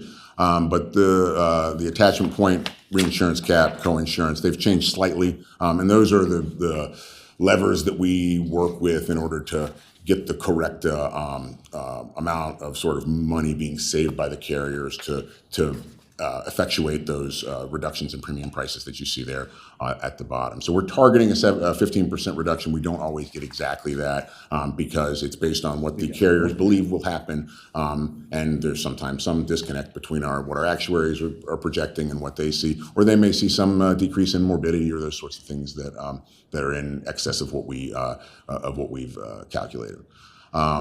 One thing I wanted to note here is that the premium reduction target, while we have only targeted 15% premium reduction, we do have the ability to go up to a 20%, but we have relied on direction from the General Assembly on that. Delegate Sickles introduced a bill 2 years ago that made sure that we did have guidance come that May 1st period. If we did not receive guidance elsewhere, we would revert to whatever the percent reduction we had last year. But language could be put into a budget bill for future years to have us set a higher, to seek a higher or a lower percentage reduction in premium. And that's why, if no target is set, we use that, or this also just set out the Appropriations Act as the proper place to sort of direct the SEC and the Bureau to set their rates. And then our just to clarify, Delegate Sickles. we might want to consider increasing the target rate if the premium tax credits end up costing our individual people shopping in the individual market for their premiums go way up. Maybe that would be a reason, would it not, for considering increasing the target?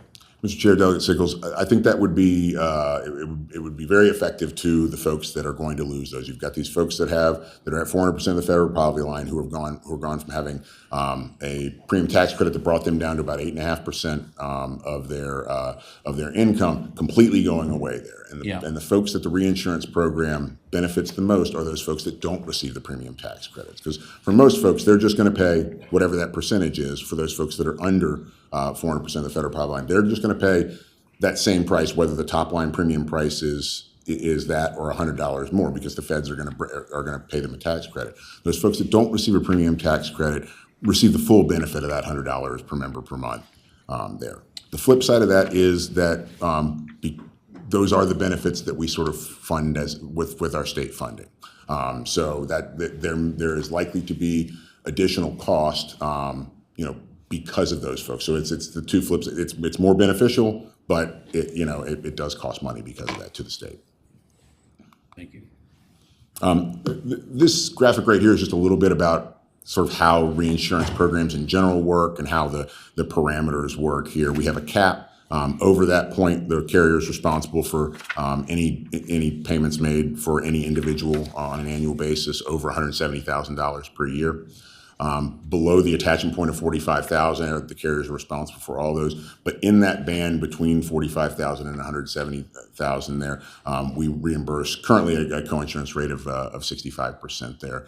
And just to give you a little bit of idea of the number of folks that deal with, that's about 2%, a little less than 2% of individuals who actually end up falling within that range. So most folks are, the vast majority of folks do not have more than $45,000 a year of medical expenditures. But for those who do, this gives a little bit of a buffer there for the carriers that are covering those folks there. So, and if you look on the right-hand side there, that just gives a little idea of what the actual maximum payment that would be made out under this would be, and that's $81,250 a year. And that's for benefit year 2026. This slide here talks a little bit about the CHRP payments and the funding, just giving a little idea of where the state share falls in here and how our federal funding has worked, at least for the first 3 years of the program that we have these numbers for. So as you can see here, we are working with a surplus for the first couple of years here. The reason that we found, or that we've talked to our actuary and CMS about this, and it is because our rate of growth has been higher than the national rate. And so there's some aspect of the black box where they do their calculation of that, where if we continue to be at a higher rate than the national rate, you sort of get a little bit more of an advance payment because of the way they calculate that. So we don't expect that will happen forever, that will constantly be ahead of the national average. But for the 3 years that we've had so far, that has resulted in federal pass-through funding being more than what we've actually spent for the program. So the state share has sort of remained in the fund there. And we actually have some surplus that can be used if, and I think as we see from some of the projections, there is the possibility in future years where at some point the cost of the program will be more than what the feds are giving us there. As we noted before, the pass-through funding is based on federal savings from premium tax credits. And as I noted a minute ago, Virginia state share is largely driven by, and this is the individuals purchasing health coverage without premium tax credits. Now remember, that's a projection, not necessarily how many people actually do it, but how many we project will do that, because we don't really know at the time that we give the data to the feds to do this calculation, who's going to be enrolled where. And that's sort of the note of the last bullet line there, is just the time period here between these means that there is some, things can change in between.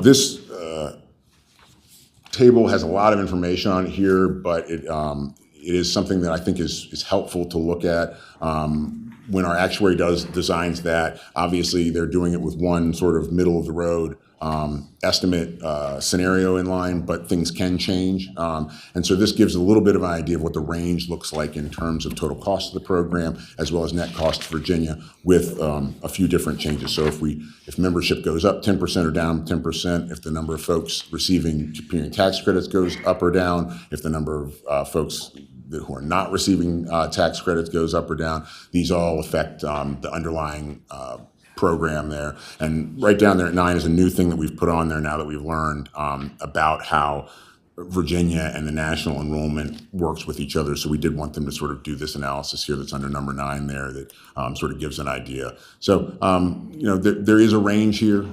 It's not a massive range, but it is, it's tens of millions of dollars in potential state share between the different scenarios here. And they are projecting these 2 years out, so things can happen. So we want to talk a little bit just about the impacts of the potential federal changes and those actual federal changes that have happened on the reinsurance program. We're currently working with our actuarial firm to get a new estimate from the one that we had in April, and trying to incorporate as much of what's in the budget reconciliation bill that we can estimate the impact of into that. We did already have them, so the analysis they did in April did look at the expiration of the enhanced subsidies, and the numbers that we've presented to you are based on the assumptions about that, that those would go away. So that is the current environment. We do have the estimates of that. But there are a lot of other things within that bill that can potentially have effects on the cost of the program and effects on enrollment. So we would like for them to do an additional analysis on that, and we've already engaged with them. We'll have more information. We'll have more information about rates. We'll be farther along in 2025, so we'll have a little more information about that. So we'll be able to get a little bit better idea of the range of costs here as we look to 2026 and what sort of potential dollar amounts we may need in FY 2028 from a state share to fund that part of the program. As noted before, the enhanced PTC is expiring. All the folks with over 400% of the federal poverty line will lose subsidies, and the folks that are below that line are receiving lower and smaller amounts of subsidies. This means less federal savings, and that can potentially drive, at least all other things being equal, the state share of the program up.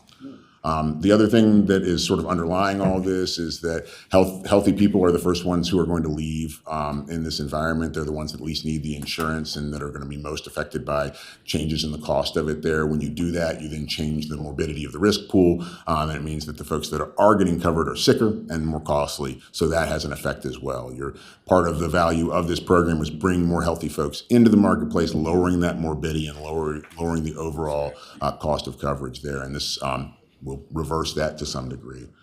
And then, as we noted, that EPTC expiration will reduce federal pass-through funding in so much as enrollment and total costs stay the same. Now, if it drives people out of the program, then fewer people covered in insurance does lower the cost of the insurance program. It also lowers the value and effect of it there too. So, but it will certainly reduce the federal share, the proportional share of the funding that we do. And then we just wanted to note a few policy points that may need to be addressed going forward for the reinsurance program. We want to look at how much funding to appropriate from the general fund for the upcoming biennium, and we'll continue to get you all updated numbers on that so that we know if we're seeing a point where we do need to have more general funds within that. As noted, we'll be paying for this for a while after it's over. These are 2 fiscal years sort of after the year that it comes into effect, or the fiscal year where the funding comes is 2 years after the year that it's in effect. So even if the program were to end in 2027, the payments would continue out for a few more years. Additionally, if, as Delegate Sickles mentioned, if there was a desire to increase the impact of this program, to move up to potentially a 20% reduction, or potentially change the law and allow some larger reduction than that, that would be something that would need to be done in the budget bill for next year. I mean, that's where we've put that stuff in there. And then lastly, the question of whether to apply for a state innovation waiver to extend the reinsurance program after the end of the 5-year period, how long of an extension we want to request, and whether we want to change anything or add anything to that waiver. The 1332 waiver process is not limited to reinsurance, and the federal government has expressed some interest in innovative things that sort of use that same kind of design, or at least sort of try to save the feds money and use some of that money to do something else with. So there's the possibility to look into adding other things to that, but especially something as simple as saying we want to, potentially make the maximum 25% or 30% or something like that. Those sort of changes could be made as well. But we do need to, under the terms of the waiver, we will have to notify CMS that we would like an extension no later than December 31st, 2026. So that would mean that we'd want to get some directive from the General Assembly within this next session if we were going to go forth and apply for that extension. And that's right. So the extended waiver would have a fiscal impact beginning in 2030. So as I noted, we've got the last year of the program right now is 2027. The last year that will be paid for will then be in FY 2029. So this would extend that to fiscal year 2030.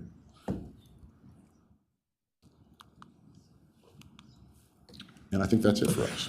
Thank you very much. Are there questions for Mr. Marsh? Additional questions? Thank you very much. Okay. I think our last presentation for the morning is about the health benefit exchange, the federal actions potential there for Mr. Paget, who's the director of the Virginia Health Benefit Exchange. Good morning, Mr. Chair, Mr. Vice Chair, members of the Subcommittee. It's a pleasure to be here with you this morning to talk about the status of Virginia's health benefit exchange and anticipated impacts from recent federal developments.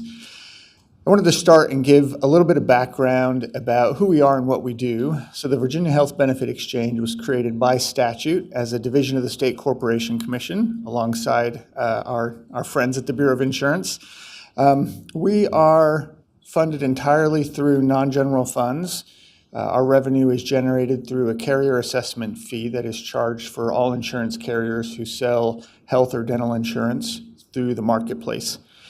In 2023, we established Virginia's insurance marketplace, where we transitioned away from using healthcare.gov to our own state-based marketplace as the place where Virginians can shop for and enroll in affordable health insurance coverage. As part of our statutory objectives, I want to focus on a couple of them. First being to reduce the number of uninsured Virginians. We, right now in Virginia, enjoy a historically low number of uninsured individuals. Right now, or at least as of 2023, it was around 550,000, which is an uninsured rate of less than 8%. That's roughly half of what it was in 2013. So the trend in Virginia continues to be positive, and we are committed to do everything we can to continue to contribute to reducing the number of uninsured Virginians.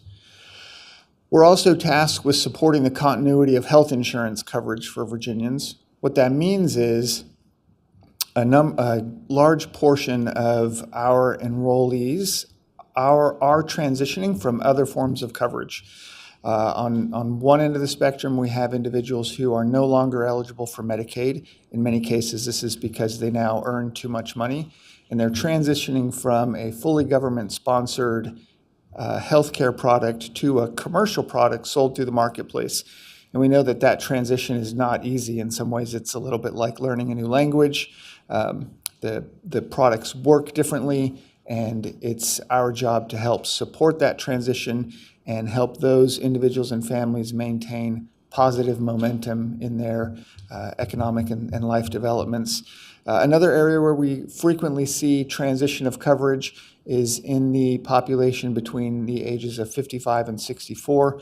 Many times these are individuals who are leaving the workforce, whether to retire early, start their own businesses, do some consulting, but they are not yet eligible for Medicare, and so they take advantage of insurance through the marketplace to help through that transition. To support those activities, we have a wide range of core functions that include the most notable, and that is establishing an online enrollment marketplace where individuals and families can shop for, compare plans, and ultimately enroll in health and dental insurance coverage. At the same time they come to the marketplace, we also make a determination of whether they're eligible for Medicaid or not to make sure that all enrollees coming through the marketplace are in the right place, the place that's best for them. We also assess their eligibility for federal financial programs such as the advanced premium tax credits and determine the amount of those credits, and I'll talk a little more about that later. We maintain a robust marketing and consumer education program. Through our revenue, we fund a grant program to support the Navigator and Assister program in Virginia. These are organizations who really provide invaluable boots-on-the-ground services to help individuals navigate some of these complicated transitions and helping individuals to enroll and maintain coverage. To give you an idea of where we fit in the larger Virginia health insurance market, as you can see, roughly half of Virginians get their health insurance through their employers. About 17% come through Medicare and another 15% in Medicaid. The roughly 6% you see as individual market, that's where we live. And right now, and that includes really two segments. There's those who come in through the marketplace, and then there are those who go directly to insurance carriers for their insurance. Right now, it's about 90% of that market, actually a little over 90% who get their insurance through the marketplace.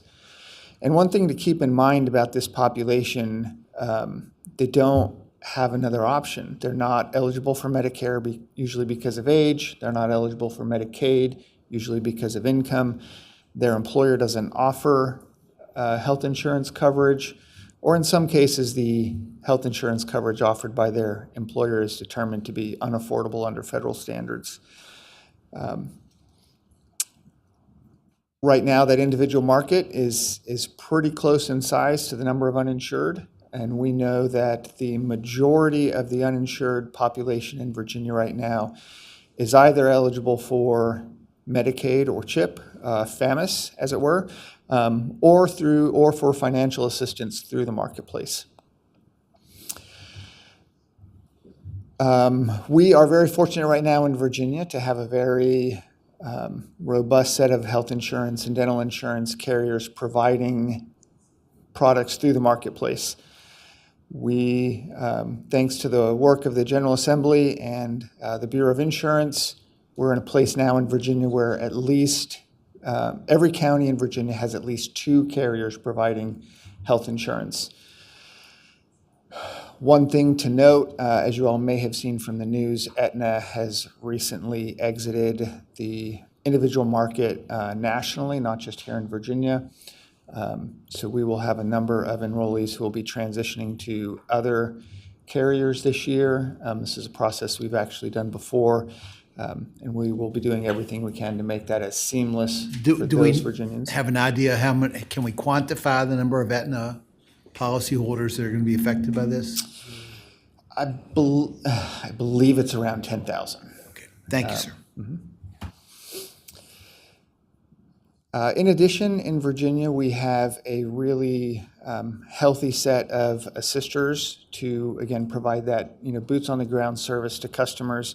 Those are in the form of over 5,400 insurance agents and brokers and assisters. As I said, our navigators, as well as the customer service center that we fund and manage to provide telephonic and virtual customer service for Virginians shopping for insurance. Next, I want to talk a little bit about what our enrollment and what some of our other metrics look like over the last couple of years. As you can see, we did see a slight decrease in enrollment from 24 to 25, just under 3%. The largest percentage of that was in customers who were renewing. The upside is we saw over 21% increase in the number of new customers coming into the marketplace. I think that's reflected on the effort and attention that we have been as a state-based marketplace paying to marketing, consumer outreach, and education. Right now, the average out-of-pocket premium that enrollees are paying on Virginia's insurance marketplace is $88. It's a little bit of an increase from 2024. That's largely due to some changes last year in the way the federal government calculates the percentage out-of-pocket requirement for individuals. And we have another representation of what those enrollment numbers look like. One of the things that is also positive and I think has helped drive overall enrollment growth year after year in Virginia, as you can see, nearly 35% of customers who are buying insurance through the marketplace are receiving premiums that are $10 or less. If we moved that to $25 or less, the number goes over 40%. And this is where the marketplace really is doing its work to provide affordable health insurance costs. Those premiums, without the federal financial assistance programs available through the marketplace, are right around $500 per member per month. Lastly, in terms of metrics, you can see how the average premium cost varies based on household composition. Let me pause before I move to the next question, the next section, see if we have any questions. Again, Mr. Chairman. Delegate Hodges. Thank you, Mr. Chairman. When looking at the marketplace, we're talking about the premiums, low premiums, $500 a month. But, when I look at this, how many folks are actually underinsured? The last time I looked at it, it was like 40 to 45% are underinsured. And there are a number of parameters that in a checklist to be able to determine that. So how many folks now are underinsured in the marketplace? And then, what can the General Assembly do and how can we try to resolve that in the long run? That's a great question. And one of the things that we have turned our attention to really in our first year of operating as a state-based marketplace, and I guess now we're moving into year 2 here, is how do we get a handle on how many folks are in that situation? And so one of the pieces of information that we have is what kind of plan selections are Virginians who come to the marketplace, what kind of plan selections are they making? Mr. Marsh mentioned the difference between bronze, silver, gold, and platinum plans. The most notable difference when you are enrolled in a bronze plan, you have a very low premium, but a very high deductible and high out-of-pocket maximum. And the balance shifts as you move up that metal tiered scale through silver, gold, and bronze. And so we've been working to make some changes in the way that our enrollment platform works in terms of the plan comparison and shopping tools, as well as consumer education to make sure that consumers are maximizing that financial assistance to get the plan that is actually going to require the least out of pocket and provide a more robust coverage for them. And we're just now beginning to get the data to see how effective that's being. So that's something we're paying very close attention to.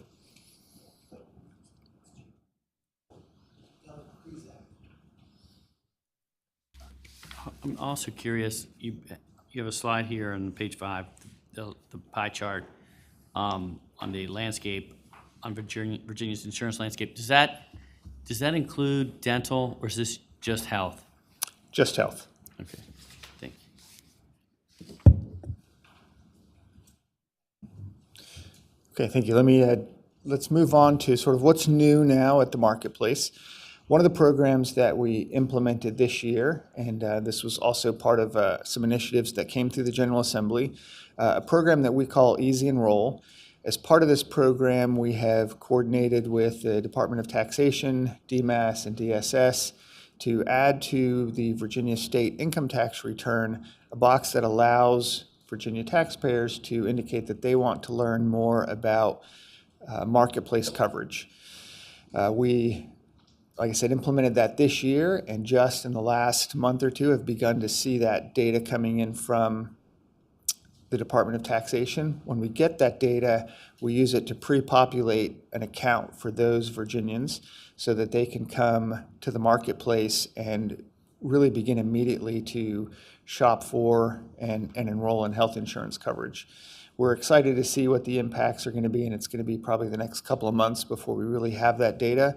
But as we've coordinated with other states who have similar programs, they've seen very highly efficient results in terms of the completion rate of individuals who come to the marketplace as a result of that process compared to those who really just come cold.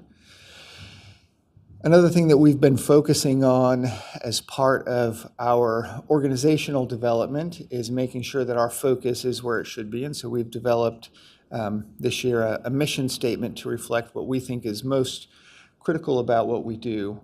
And I talked a little bit about the various services and pieces of our organization, but it's important to us that all of that relates back to helping Virginians enroll in and maintain health insurance coverage. I think as we've heard already this morning, the more Virginians who forego health insurance, and typically the individuals who do forego health insurance tend to be younger, healthier, but that results in other pressures across the market. It results in individuals using emergency rooms to receive the health care. That's uncompensated care that the Hospital Association and the hospitals absorb, and then Virginia pays for in other ways. That drives up the cost of health care, which results in an increased cost in premium, which premium increases tend to decrease enrollment. And we recognize that that's a really dangerous cycle, and it's our responsibility to do everything we can to support as many Virginians in maintaining health insurance coverage as we can. And it's important to us that we do so with not only a customer service, but also an overall service to our fellow citizens approach to how we perform our services. Another area that we're proud of in terms of our development as a marketplace, we received a number of national awards for our marketing and outreach campaign this last year. This is a significant factor in the significant increase we saw in new consumers coming to the marketplace. And I'm looking forward to see what those numbers look like this year as we continue to mature those outreach and marketing efforts.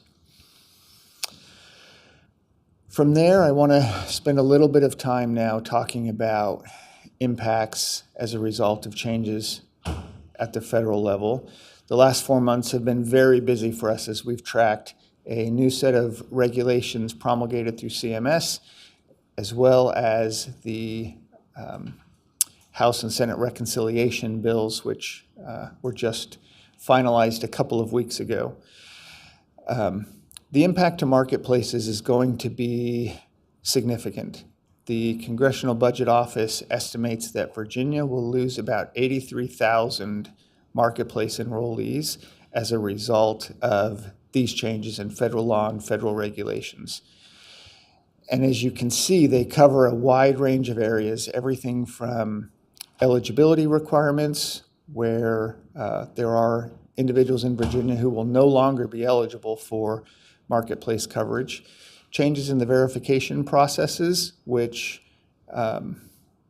we won't know the full impacts of these until CMS promulgates some rules, but the best case scenario is that it is going to be harder for Virginians to enroll in and maintain their coverage from a pure process standpoint.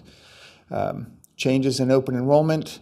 Open enrollment period is currently runs from November 1st to January 15th on the marketplace. In reducing that open enrollment period to December 31st, the federal government has also taken away state marketplaces' authority to extend that. And we actually used that authority last year. We extended open enrollment to January 22nd in light of things going on in the Commonwealth, including some weather events, the water crisis in Richmond. We felt that it was worthwhile to give Virginians more time. And in that last week, we saw over 4,000 additional Virginians enroll in coverage, and nearly 20% of those were under the age of 34. And when we look over the course of those last month, of open enrollment from December 15th to January 15th, the overall largest portion of people taking advantage of those last-minute enrollments are the younger and healthier parts of the population.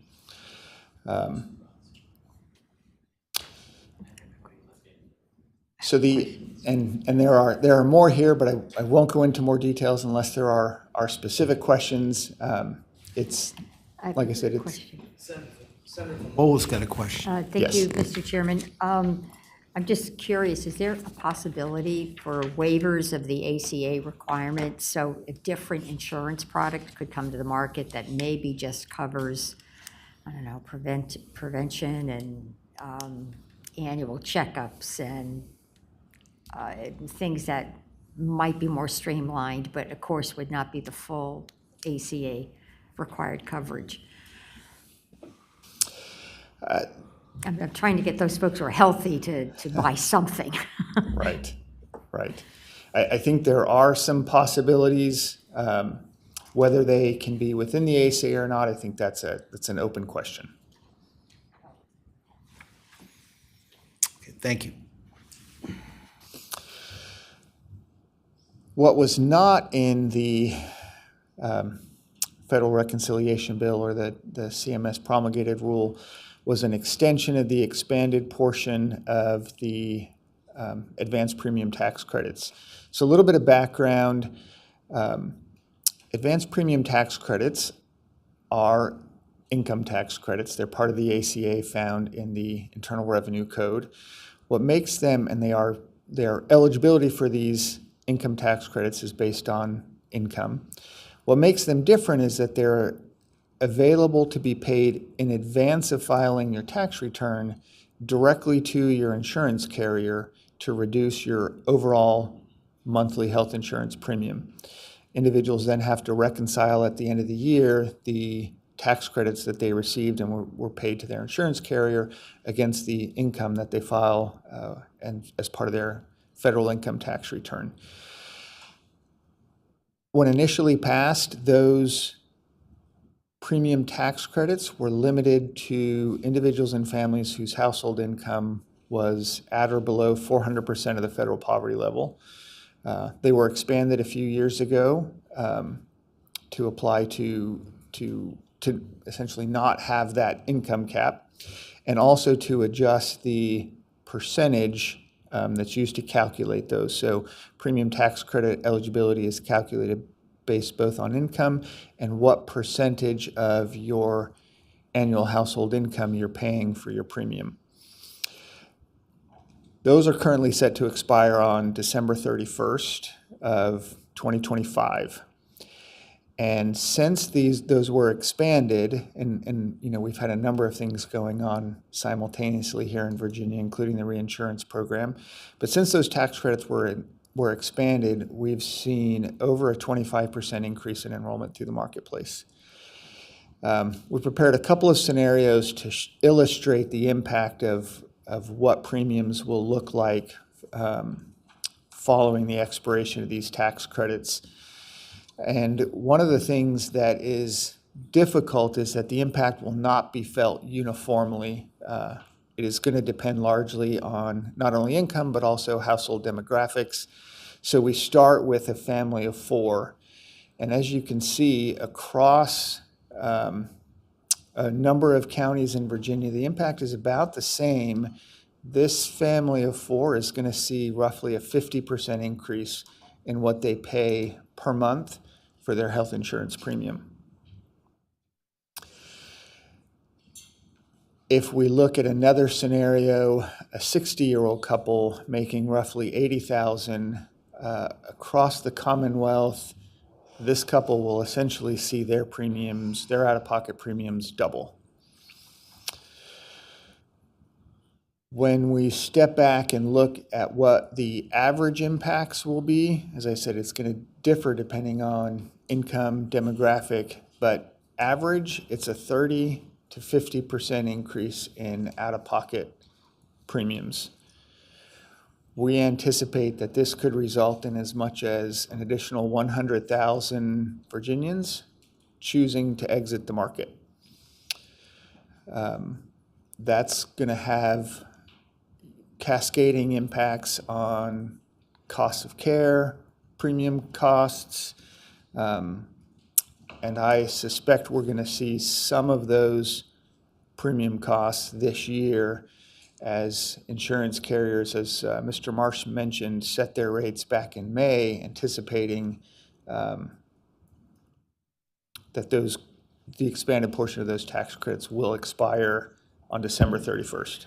Delegate Sickles has a question. Mr. Paget, isn't there a hearing coming up at the Bureau of Insurance where this is going to be discussed?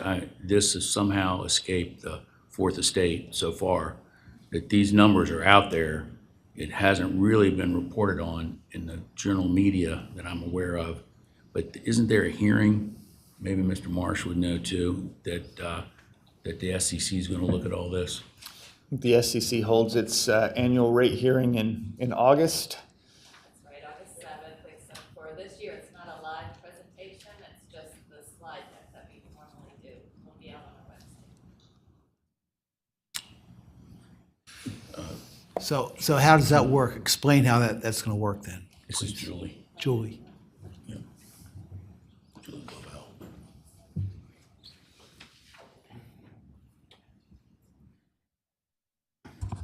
Hi, Julie Blauvelt with the Bureau of Insurance. This year is the first year we're not doing an actual live presentation in the courtroom or virtual with the carriers coming in and that sort of thing. We are, normally when we do our presentation, we have a slide deck that we go through and we demonstrate things, how the market is changing, what the overall market looks like in Virginia, differences in rates. We'll have that same information in a slide deck that we're going to post on August 7th, which is around the time when we usually would do a live presentation. So you'll get the same information. It's just without the live presentation this year.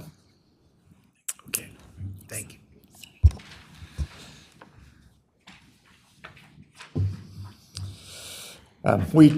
We presented this information to the Health Insurance Reform Commission in December.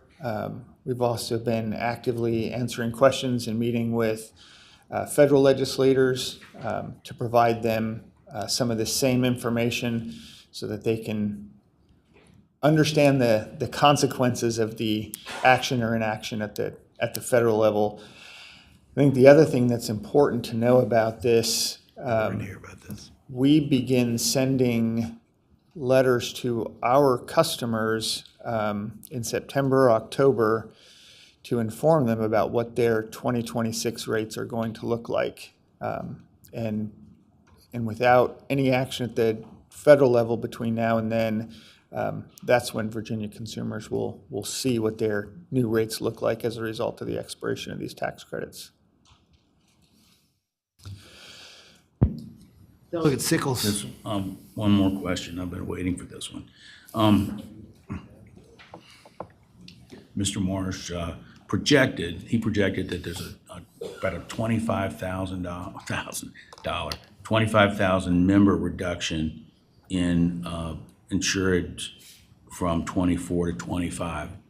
Do you agree with that? Is that what you think is going to happen too? That we're going to, right, last year in 24 we had 408,000 people insured through the individual market. Does that sound right? That's correct. And then next year he's saying it's going to be 382,000. So 2024 was... Or his actuary. I don't want to blame it on him. Right. Well, so for 2024, when in January of 2024, the marketplace ended open enrollment with about 405,000 enrollees through the marketplace. There's always a little bit of a difference between what we report and what the Bureau reports because we're reporting our open enrollment numbers. The Bureau is reporting the numbers that they get directly from the insurance carriers, which is usually a February number as opposed to our sort of mid-January number. So there's always a little bit of difference. When we ended this current year's open enrollment at the end of January 2025, for plan year 2025, that's where we saw the 388,000 number. What we expect to see at the end of January 2026 it's going to be lower than that. As I said, that's where the Congressional Budget Office estimates 83,000 Virginians exiting the marketplace as a result of these federal rule changes. The CBO's estimates are generally over a 10-year period, but when it comes to these kind of enrollment numbers, the impacts of these changes in processes and procedures and requirements, they are very much front-loaded in the first couple of years. I don't think we'll see all of that 83,000 in the first year. And we'll see some additional exit as a result of these increased premiums.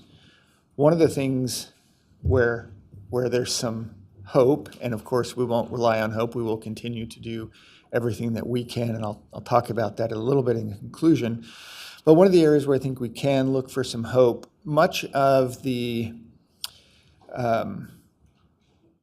basis for the changes in the federal law, the conversation has been around program integrity, around individuals who shouldn't have coverage losing coverage.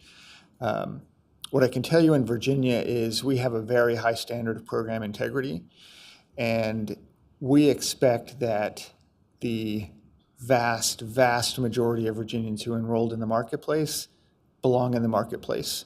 And we do a number of checks throughout the year to confirm that.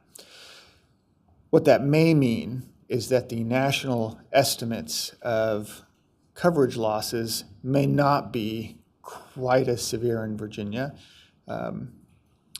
We can't rely on that, and we will continue to work as if they are going to be that severe, but we are, there is hope that because we are running a very efficient and effective program, that we won't see as significant of impacts. Cost and the increasingly difficult process of obtaining and maintaining coverage under the new federal rules, those are certainly going to have an impact, and it's difficult to predict what they will be. But I don't believe we will stay at 388,000 next year. Mr. Chairman. Delegate Krizek. Thank you, Mr. Chairman. Director, so you've got this over 100,000 Virginians could lose coverage. Is that projection based on the nobody paying the increases? Is that the worst case scenario, or is that your best case guess? So it's based on two things. It's based, one, on the increases that we have seen in enrollment since the availability of these premium tax credits was expanded.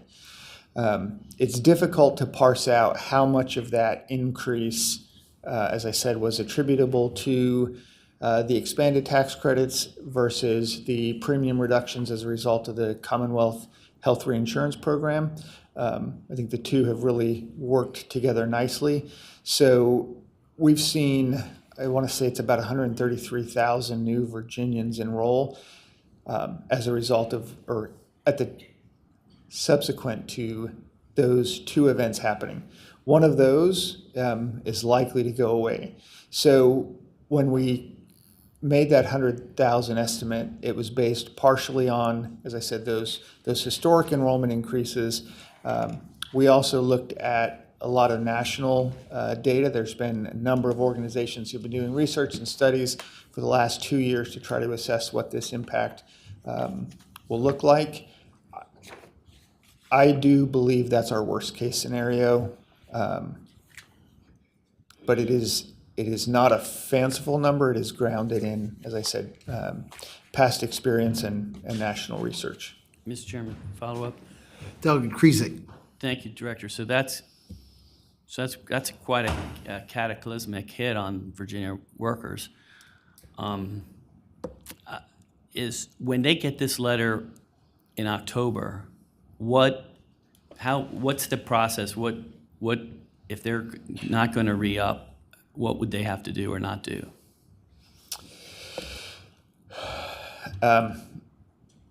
If they don't want to renew their insurance, essentially they just don't do anything. we typically auto re-enroll everybody who has given us permission to rerun their eligibility each year, which is the majority of our consumers. One of the changes at the federal level actually impacts our ability to do auto enrollment, and in the future, Virginians are going to have to come in and take some affirmative action to renew their coverage each year.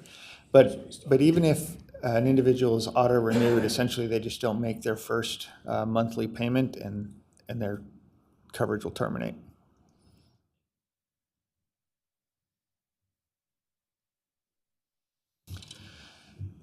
So as a result of these changes and what we are concerned about is coming down the pike here for Virginia consumers, we are really leaning into the benefits that Virginia receives from having a state-based marketplace. First and foremost, that's the ability to make decisions about how we spend our money when it comes to things like consumer education and outreach. And we recognize that this is a time now to really lean into consumer education. One of the things that I'm worried about is as this begins to get increased media attention, as I expect it will, making sure that consumers recognize that we're here, that there are still options available, and that not everyone's change in premium cost is going to be the same. We're going to continue to work closely with our partner organizations to build those relationships. We've been developing a very positive working relationship with DMAS and DSS, both on the system integration front as well as business and policy coordination. And we're going to continue to maintain our dedication to supporting Virginia navigators, Virginia assisters, and Virginia insurance agents as they provide, again, that boots on the ground resource for consumers. Thank you so much. Are there additional questions for Mr. Patchett, who delivered a lot of bad news but did the best he could to end on a positive note? Thank you. Thank you so much. Okay, the next thing we need to do, I guess, is we're gonna poll for the next date. I was thinking we could meet maybe the week of September 8th, that we've set aside for a potential special session that may or may not occur. There are a lot of legislative meetings that week, and I was thinking we could probably schedule around one of those meetings, if that's all right. Does that make sense? Do you want to try to do it now, or do you just want to send out a poll? Try to do it now. Okay.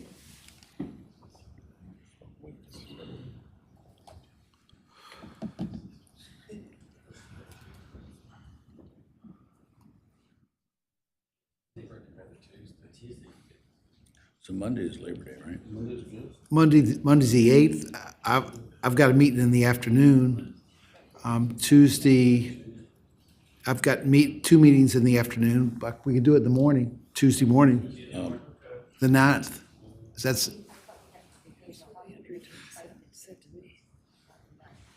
at 2 o'clock. That's at 2, and I'm assuming that's going to be down in this area. What day? No, this is the only day. So I got something in the morning. I guess I don't have to. No, we'll do it. How about the 10th in the afternoon? I'm good then. The 10th in the afternoon. Can you look at the legislative calendar? 10 o'clock in the afternoon. So we do this at 1 o'clock on the 10th? 1 o'clock on the 10th, does that sound all right? Sounds good. Okay, so 1 o'clock? 1 o'clock, the next meeting will be on the 10th of September in this room at 1 o'clock. And with that done, do we have to take public comment? Do we want, okay, well then, I have a public we're adjourned. comment. I have a public Well, comment. Senator, Delegate Sickles has a public I have a comment. public comment is that everyone needs to go to work to make sure these advanced premium tax credits don't go into effect. I mean, Congress is still there. They might listen to people. If you tell them, don't let these premium tax credits expire, it's not done yet. So I know there's one major health system in Virginia that's already working on it. It's on their PowerPoint. So I think everyone ought to put it on their PowerPoint. Thank you very much, Mr. Chairman. Thank you, Delegate Sickles. Does anybody else have anything good for the order? If not, we're adjourned. The Senate of Virginia, Richmond, Virginia.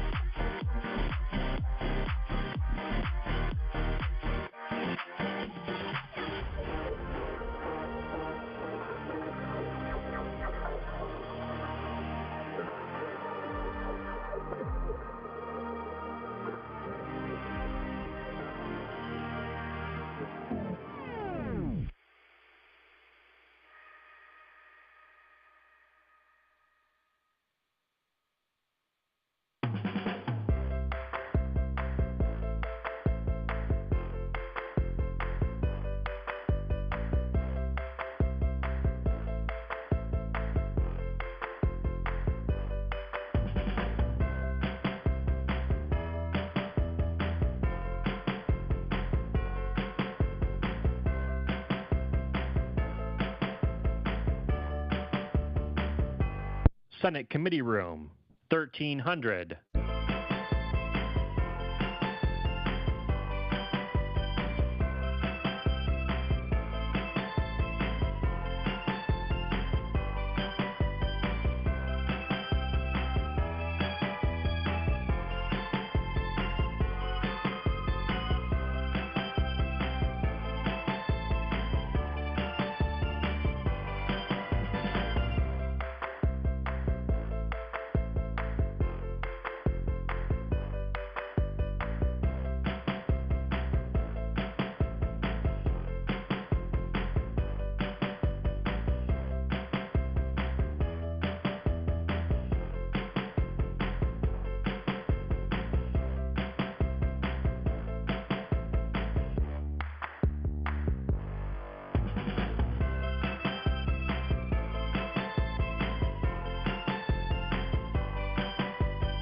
Did you know live Senate video is now available at youtube.com/@Senate of Virginia.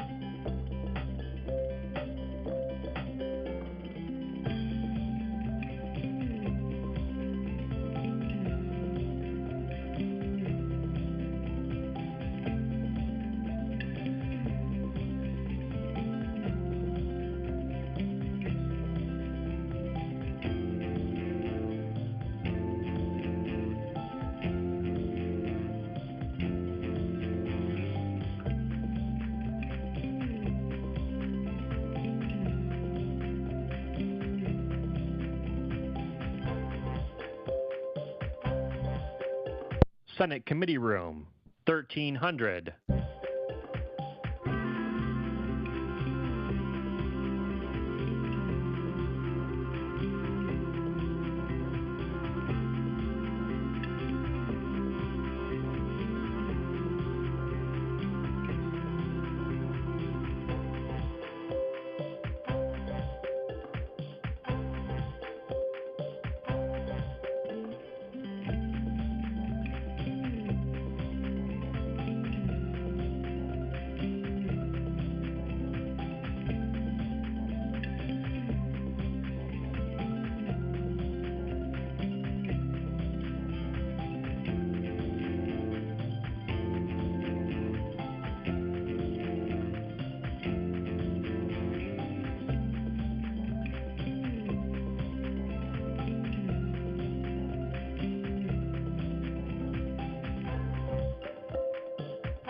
This is the Senate of Virginia, Richmond, Virginia.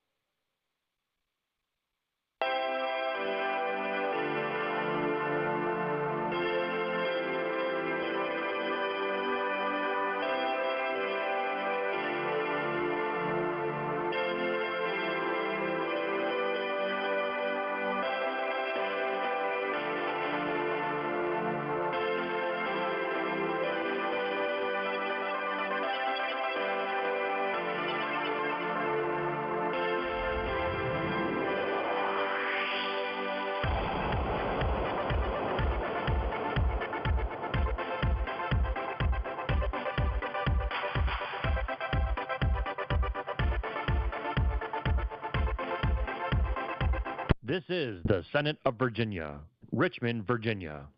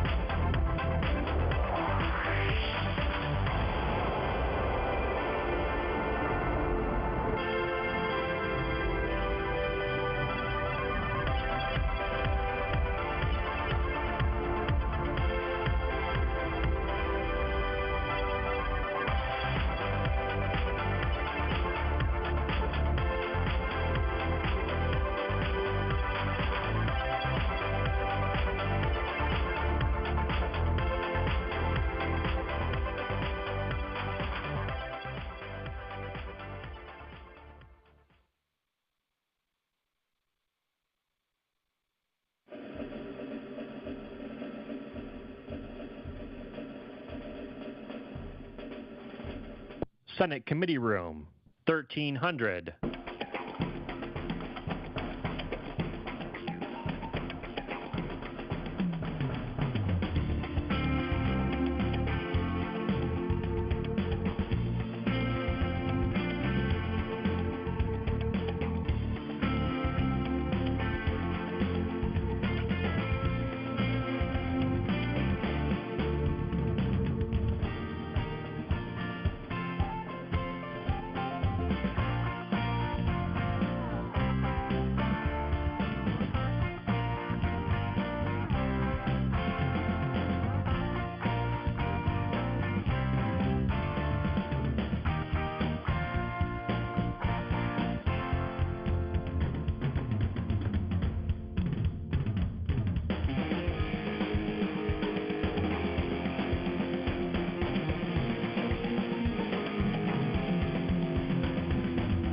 Did you know live Senate video is now available at youtube.com/@Senate of Virginia.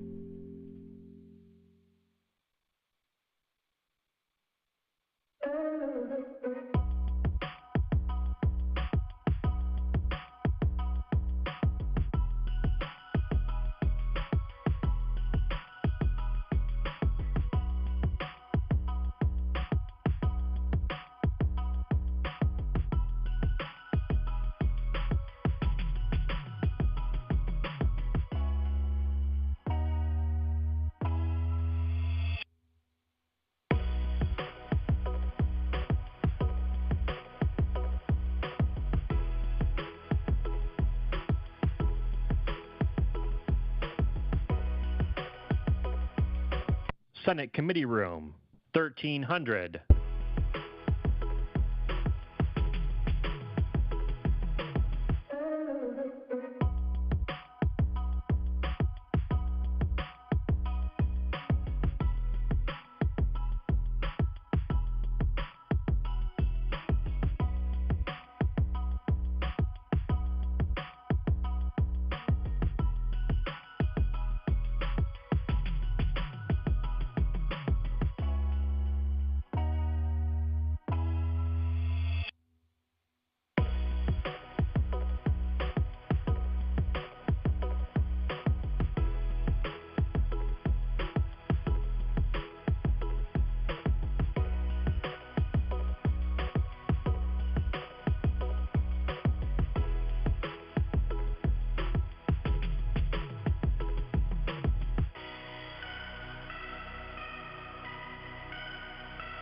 This is the Senate of Virginia, Richmond, Virginia.